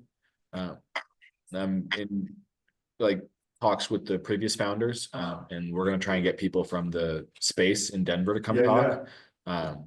But if either of you want to have a conversation up here, feel free to reach out to me. Because we have till the end of April is when our room reservations for this room ends. Okay. So I thought about giving this presentation a few more times in order to like solidify the inner workings of Bitcoin. Right, But other than that, we had like I remember one of the meetings I came to, Nathan and the previous co-founder had the author of A Miner's Almanac come and talk. yeah, So just I'm reading that right now. oh, oh, yeah, cool. Okay, yeah, nice, Cause awesome. I went to, yeah, this is pretty cool. Nice. Okay, yeah. He also presented at the space. Yeah. Yeah. So they had him come up and present here as Yeah, well. And so yeah, we're always looking for more people to present. What if you did something like, you know, non-traditional, like a poker tournament and the winner gets Bitcoin? Oh, that's. If you buy in with Bitcoin, I don't know where the winnings are going to come from, but yeah, I agree. You gotta pitch in whatever the Yeah, prize fee is, and then, I don't know, I'll take the money and I'll convert to Bitcoin and pay it out, like, it's not. There you go. Yeah, Yeah, I like, agree. just to like generate interest. like, Yeah. Cause otherwise, I don't know if I can market that on campus. I'll have to look into that. I mean, because it's like gambling. I guess I'm saying it's something fun that would attract like newcomers, Mhm. cause right now, you're gonna get mostly people who. Know a what lot about Bitcoin is. Yeah, already. yeah. So we gotta get people who are like, what's Bitcoin, or Bitcoin's, you know. Yeah, when I was at the involvement fair, there was one guy who walked up and he was like, haha, you're a scammer, and walked away. I was like, if you're willing to have a conversation, let's do it. Exactly. So yeah, we gotta figure out how to get people here who wouldn't otherwise come. It'd be like, I don't know. I invite all my friends, but I feel like, we won't be about Bitcoin. I guess why pitch it to them like. Or no, like, I did one by. We'll have a lot of them.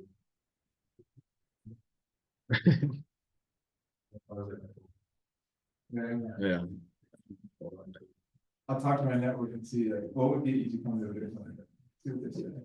You can't serve alcohol, I suspect. I don't think so, Yeah. no. I mean, maybe we could without the university's permission. What if you got like, Deion Sanders to come? There you go. I just saw recently that a Texas A&M student is receiving half of his, he's a football player. Yeah. He's receiving half of his yeah. Oh, yeah, it's MIL. Yeah, he's getting his money, half of it is in strike. That's cool. It's awesome. Yeah. It's like, what's his name? Antonio Brown. Yeah, I saw that. Do you guys know any football players? I do, I know two. Really? I know three actually. Pretty well? Yeah, cause Bro. one of my friends, his roommates are all football players and then I think three of them starred, like two of them are on the line and then. Get Prime. Yeah. Invite him here. I've got contact cards. We'll like educate him for like an hour, Exactly. give him the slides, Yes. and he'll make him like, whatever. Yeah, our Instagram's on the back Cause too. they're super excited, cause they just started getting paid, cause they're not like, I guess like the most popular like players, but like. They got like in contract and they're getting like 10,000-15,000 a month just from NIL. You buddies. Wow. Yeah, so they're super like. All right. stoked, and I was like, Tell him to get in and Yeah. and then Prime has to do some research. Yeah, invite him here. I'll orange pill Exactly, dude. Alright, as you mentioned. him. People. Where would you go to? We'd have to go to like a basketball stadium. Yeah.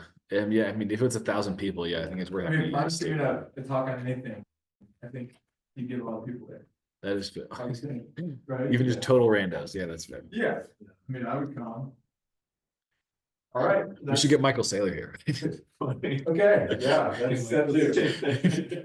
And we gotta get to Denver. If we could get to Denver. Michael Saylor, yeah, Yeah, space. the Feel free to take either person. Make sure you don't. 100%. school paid for, that's your tuition. man. Your tuition. Well, great to meet you. Yeah, you too. Yeah, thanks for saying that, yeah. Thanks for coming.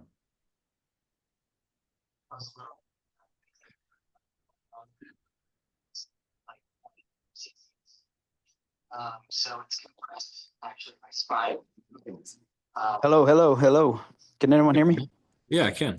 Hey guys, how's it going? Sorry I'm late. I was kind of in and out. I've got another Zoom call going that I have to do on Thursdays. So, but I was listening in. I'm looking forward to looking back at that slideshow that you guys put together. Where can I check that out at? I'm going to publish it on Facebook. Wow, I mean YouTube. As soon as the Zoom meeting ends, and then I will also publish a link to the slide deck as well on all of our social medias. Oh, sweet. Hell yeah.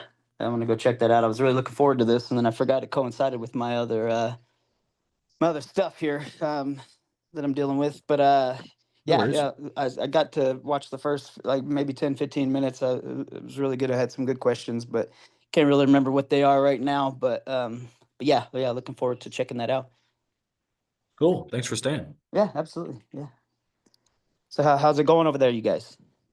Good. Everyone else just left. Okay. But it's getting close to closing time. Yeah, I figured. I just kind of wanted to chime in because I wanted to figure out where I could find that slideshow because it had some good stuff on there. I wanted to read back on. Yeah. Getting If you have any a little questions- bit deeper into mining and stuff. And now I run my own nodes and I got 2 nodes running at my house, and I got a little Satoshi miner and I'm sitting on my desk. Very cool. Yeah, that's awesome. Yeah, so doing my part, contributed to the network. That's how it goes. Nice. Yeah. Well, it's just you right now. So if you want, I can run through the any of the slides again. Yeah, that'd be awesome. What's your name, by the way? I sorry I didn't get to. No worries. I'm Will. You're Will. Are Yeah, you the yeah. one who came to the signal and posted this, or was that Yes, somebody? Yes, That I am was- Spicy Lizard. Yes. Spicy Lizard, yeah, that's you. I'm Paul. I'm the one that runs the signal over there. So Oh, cool. Nice to meet you. Yeah, you too, man. I was looking really forward to coming and catching that, and then I realized that my dates were all crossed to here. But yeah, it's I at least wanted to meet one of y'all and talk to y'all and get some information about your y'all's meetup there. So y'all do this meetup on campus twice a month. Yeah, twice a month, the first Yeah, and third Thursday of every month. first and third Thursday. Yeah, it's hosted in person and over Zoom and Clubhouse. Yeah, nice. I wanted to make it in person, but like I said, this thing happened, so I'm gonna try to move these, see if I can get these groups moved that I'm in. They do them all over the place, so I'll see if I can find a new one because I'd like to start. I'm trying to just get more involved in the community because this is a place to be. I mean, come on, let's get down to brass tacks. This is the future, and we should all be a part of it. But Yeah, let's spread the 100%. word. I love spreading the word, and it's been great working with Ben with the Boulder meetups, and hope to see some of you guys there. Thanks. Yeah, I was just talking to some of the people here. Yeah, I Planning to kind do of some I kind of space. chimed in right around that time. Heard you guys talking, but I was listening to this other thing, so I couldn't quite pop in yet. But yeah, just wanted to extend the invite, out to everybody. Like obviously, Bitcoin's an open book to everybody. So Mhm. bring your people, bring your shit corners, so we can convert them. Yes. Let's get them off of zero. Anybody new that or whatever. So how old are you? You go to school at CU still? Yeah, I'm 21. Yeah, I'm a physics undergrad here at CU. Awesome, dude. Fuck yeah, man. Yeah, Yeah. yeah. So are you able to see the slides? Let's see. Let's.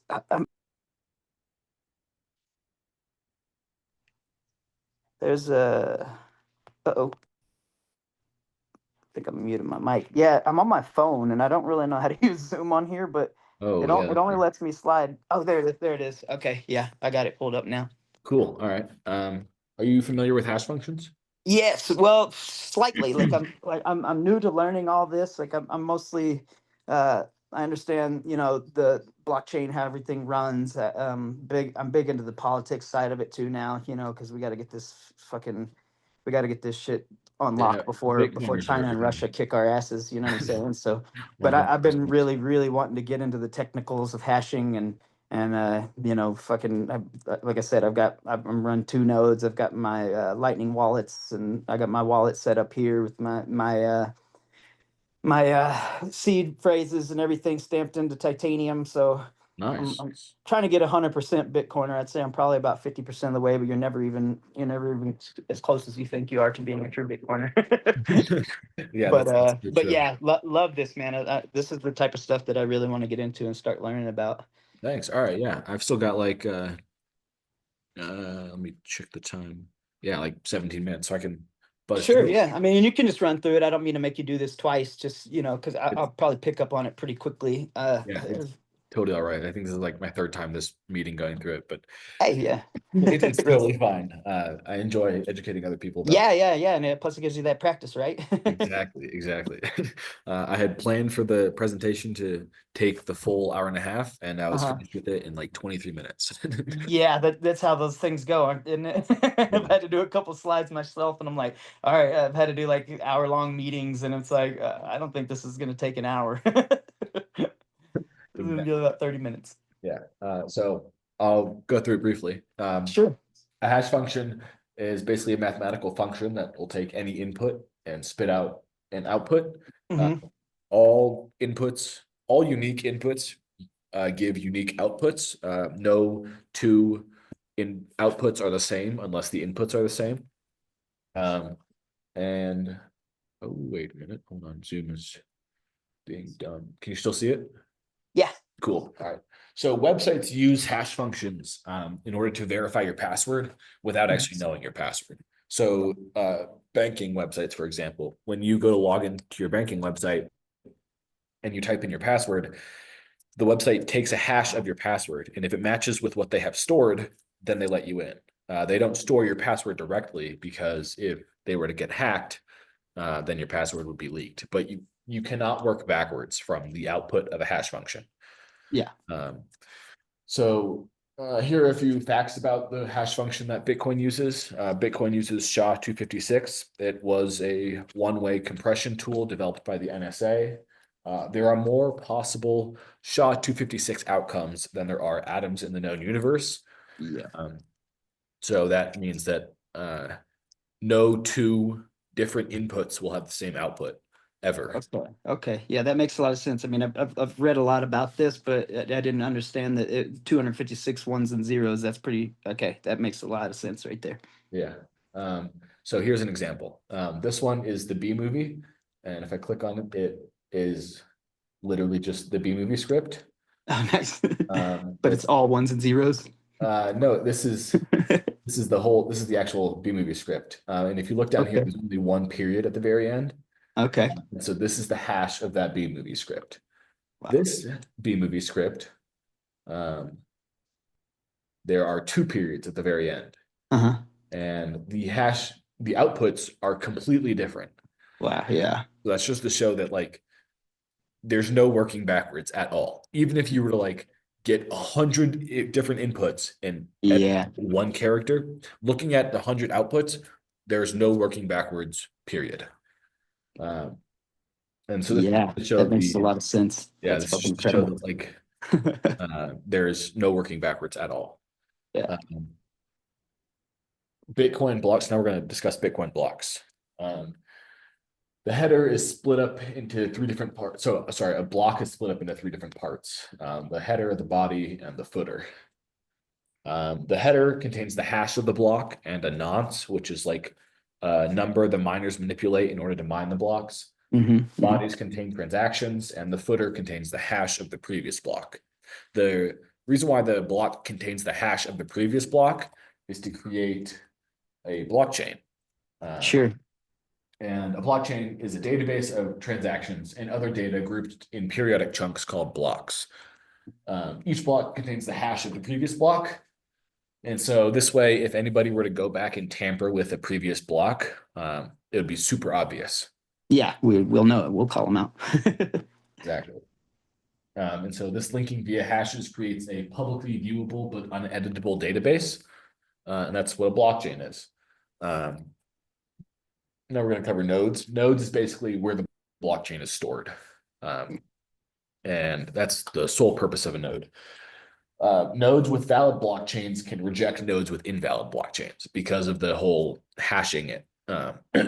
So if I were to start a node and at the very beginning, if I were to give myself like 5,000 Bitcoin that I actually didn't mine or that wasn't transferred to me, the hash would be different because the block data is different. And so nodes with valid blockchains will recognize and be like, oh, this hash doesn't match the one I have. This is an invalid blockchain, and they'll reject the node. So that's how you know that like there can be bad actors with node runners, but this is how you know that when you start a node from scratch, it is a true and valid node.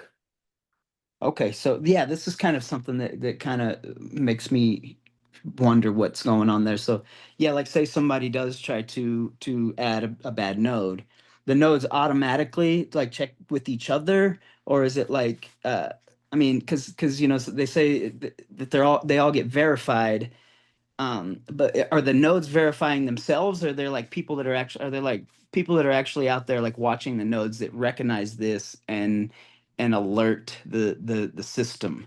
That's kind of one question that I've had in the past is do the nodes run themselves basically? And they all kind of check with each other and say, okay, well, something's wrong with this one. And then they're like, no, and then they kick that motherfucker out. Yes. Okay.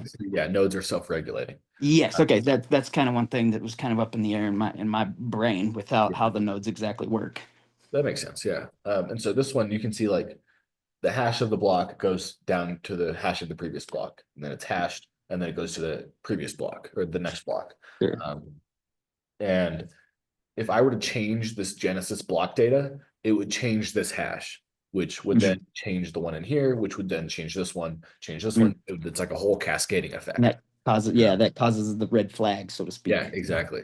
And if there's a bad actor of a node, Mm-hmm. everything will look different because you can physically look at the hashes, and when you compare them, you're like, oh, these two aren't the same. One Yeah. of them is invalid.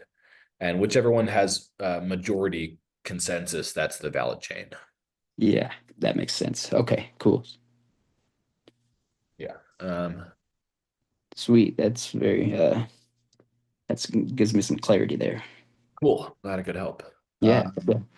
Yeah. So nodes collect incoming transactions from wallets and group them into blocks and then distribute the blocks amongst themselves. Okay. Yep. And I'll quickly jump to the mining thing because we covered that. Yeah. I just had a question about mining. It kind of slipped my mind, but Yeah. So miners change the nonce in order to change the hash until the numeric value of the hash is under a certain number. And so you can take those ones and zeros that was the hash, and you can make that a base 10 number, like a number that we're familiar with. And so I'm going to talk about this and the mining difficulty. It's a little complicated, but I think, the difficulty adjustment. yeah, exactly. Sure is. And so here we're going to talk about Bitcoin difficulty. In order to understand the complicated process that this is, there's three basic terms you need to understand: the difficulty adjustment, the difficulty, and the target. The difficulty adjustment is the process by which the Bitcoin protocol updates the mining difficulty to maintain a consistent 1 block per 10 minutes. This is how Satoshi Nakamoto designed the Bitcoin protocol to operate. There are a few, like I think right now, if you took the average of the block times since Bitcoin's discovery, it's like 9.5 minutes. Yeah. And so it's not quite 10, but it's average of, I mean, it was 8 hours the other day or some shit. Yeah. Every now and again, but it's not a bug, it's a feature, right? Exactly. Yeah. And the difficulty adjustment is because, like, as you add miners to the network, they have to adjust the difficulty in order to adjust because you got too many computers trying to execute the same thing. You have to adjust the difficulty in order to make it to where it still comes within that let's say 10-minute range. 100%. Yeah, exactly. Okay. Yeah. Issuance rate. Bitcoin wants to ensure that its issuance rate is 1 block per 10 minutes. Right. And that's like its only job. Like 4 megabytes or whatever. You got to keep it exactly. To keep it in line and keep it running smoothly, so to speak. And so the difficulty is a measure of how difficult it is to solve for a new block. The higher difficulty, the harder it is. The lower the difficulty, the easier it is. And here's the equation from the Bitcoin white paper that establishes difficulty.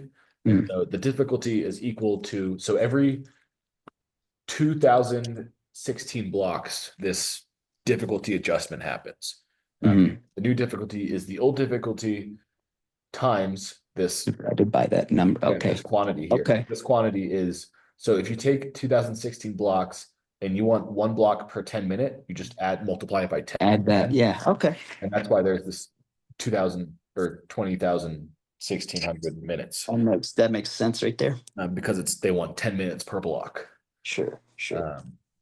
And so imagine the difficulty as a measure of the hash rate of the network. The higher the hash rate, the higher the difficulty. The lower the hash rate, the lower the difficulty. The hash rate is how many guesses per second. And so the act of changing the nonce in order to change the hash, that whole process is called hashing.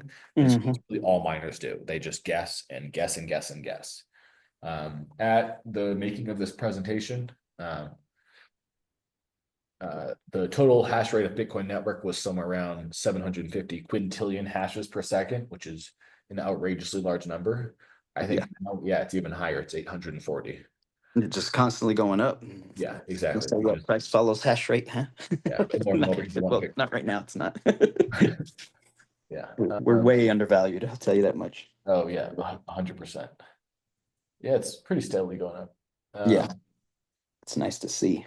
Yeah, exactly. And that also kind of is depicted by how many miners are actually running. So as more and more miners join the network, the hash rate raises. the difficulty adjustment goes up, right? Exactly. Yep. Exactly. Okay. And so here, yeah, we covered this slide. The target is a number that the numeric value of the hash must be under. And so you can see it's really similar to the target, although this factor right here is flipped. And so you will discuss that right here. So the higher the target, the lower the difficulty. The lower the target, the higher the difficulty. And here's an example. If the target is high and the hash is above the target, it's an invalid hash. And so the block is rejected. If when they change the nonce, if they get the hash to be underneath the target, it's a valid hash. And so then the network accepts the block. And so as the target goes down, the difficulty goes up. Okay. Yeah. That makes sense. Yeah. So you can see here, as the target goes down, the difficulty goes up because it's like a limbo bar. Sure. Yeah. As the target is smaller, the miners have a smaller range of numbers in order to guess in between. Okay.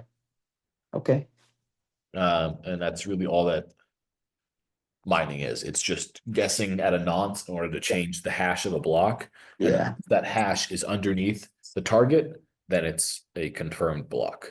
Yeah. Okay.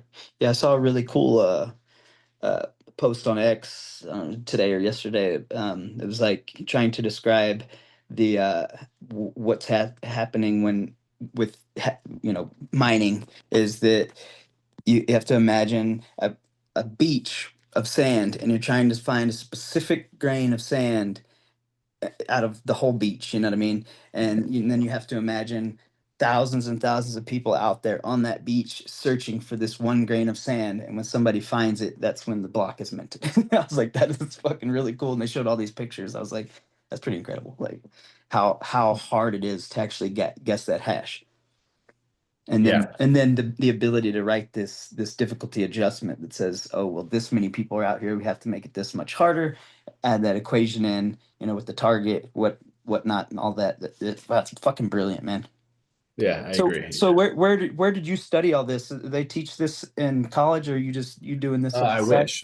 Yeah, I know. I was like, nobody. There actually are some. I've heard of some courses that they're giving at some colleges somewhere now that it's finally starting to reach mainstream. But yeah, would you just dive in deep or take some classes online?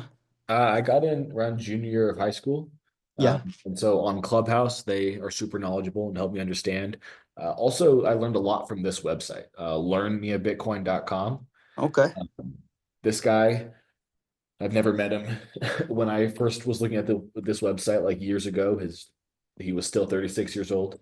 And it goes over like beginners, technical tools, and there's a block explorer. But a lot of the information that's found within the presentation that I'm giving can be found on this website. Okay. It's a good one to read about technicals and stuff like that. Yeah, totally. Sweet. I'll check that out too. learnmeabitcoin.com. Nice. Cool. Well, sorry, I didn't mean to drag you away from the slide, but that's pretty interesting. No worries. I'll definitely have to check that out. Yeah. The entire time people were here in person, I was jumping back and forth between the slides and Yeah, right.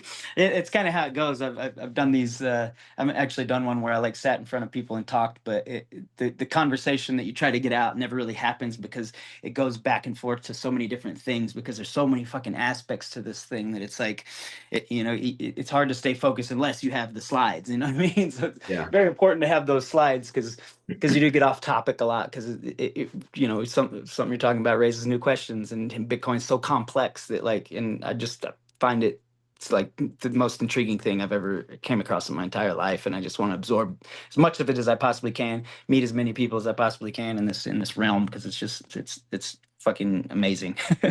Yeah, I totally agree with you. But yeah, go ahead. Sorry about that. Oh, that's right. That was about it. That's all Okay. the presentation I gave in during the meeting. Okay, cool. I went over it a few times in the meetings, and then I had questions that I answered. If you have any questions, feel free to reach out. Yeah, no, I mean, this section, that little bit of stuff right there just taught me a lot, and I think I'll check out that website there. I don't want to keep you here all night, but I definitely want to check that website out. Learnmeabitcoin.com, you said? Yes, learnmeabitcoin.com. Okay, cool. I can So drop it in the chat how if you- long have you actually been in Bitcoin? You said you since Junior year of high school, so it's like late 2022. okay. So And I recently took over as president of the Bitcoin Club here okay. at TU. And so There, now, see, so you guys are just kind of like rogue doing your own Bitcoin things yeah, I at mean, we CU? are a recognized student organization, Okay, cool. That's but fucking that's awesome, about it. man. Great work, dude. That's great. I'd love to meet you if you ever get to make it to one of the Thursdays, this next Thursday. It'd be awesome to get to meet you and Oh talk yeah, shop, totally. trade numbers and stuff. And man, I'd love to sit down or meet up sometime and just fucking talk shit, man. Yeah, absolutely. Yeah. I am planning on making it next Thursday. Awesome. That'd be great, dude. Hell yeah, we'd love to see you there. Well, I'm trying to sit down with Ben soon and really kind of hone in this stuff with the meetings, and kind of maybe set like a tone for it or put some topics up and stuff because it's just kind of like it's fun to just meet up and talk, but it is kind of nice to have like something to talk about because you do get off topic a lot, which is fine. I don't, but like I bring like stickers and I bring like a Bitcoin. I buy the gold coins by the bulk and I give one out to the orange pill of the night, whoever seems like they got it the most or like we're the hungriest. It's so much fun just teaching these kids, because last week there was 4 kids, or last time there was 4 kids that were all from college and none of them knew about Bitcoin. They were all interested, but one of them was really interested and he had a lot of questions and we just laid it out for him, man. It's just nothing. It just feels so damn good to bring people into this and teach them, people need to know what money is and where the fucking world's headed and it just feels good to open up eyes to people. So love to have you. Love for you to bring some people out and yeah, man, it's a good stuff. It's a great community and I'm really excited about it. Thanks. Yeah, I look forward to going and getting there. Yeah. Cool, man. Well, yeah, I won't keep you much longer. I know that was probably long-winded for you, but since I'll see you on Thursday, most likely I'll let you get off here. My old lady's ready to cook some dinner, anyways. So, well, Sounds cool. it's fucking great to meet you, man. And I'll be in Thanks. Yeah, touch you with you too. on Signal right now, and really look forward to seeing you on Thursday. And I really appreciate you showing me this slide. I'll take a second look at it whenever I get a chance. Thanks. Yeah, it was great meeting you. I'll Yeah, hopefully see you Thursday. yeah, absolutely, man. Well, look forward to seeing you. Yeah, you too. Have a All good right, night. take care, brother. Peace. Yeah. Bye.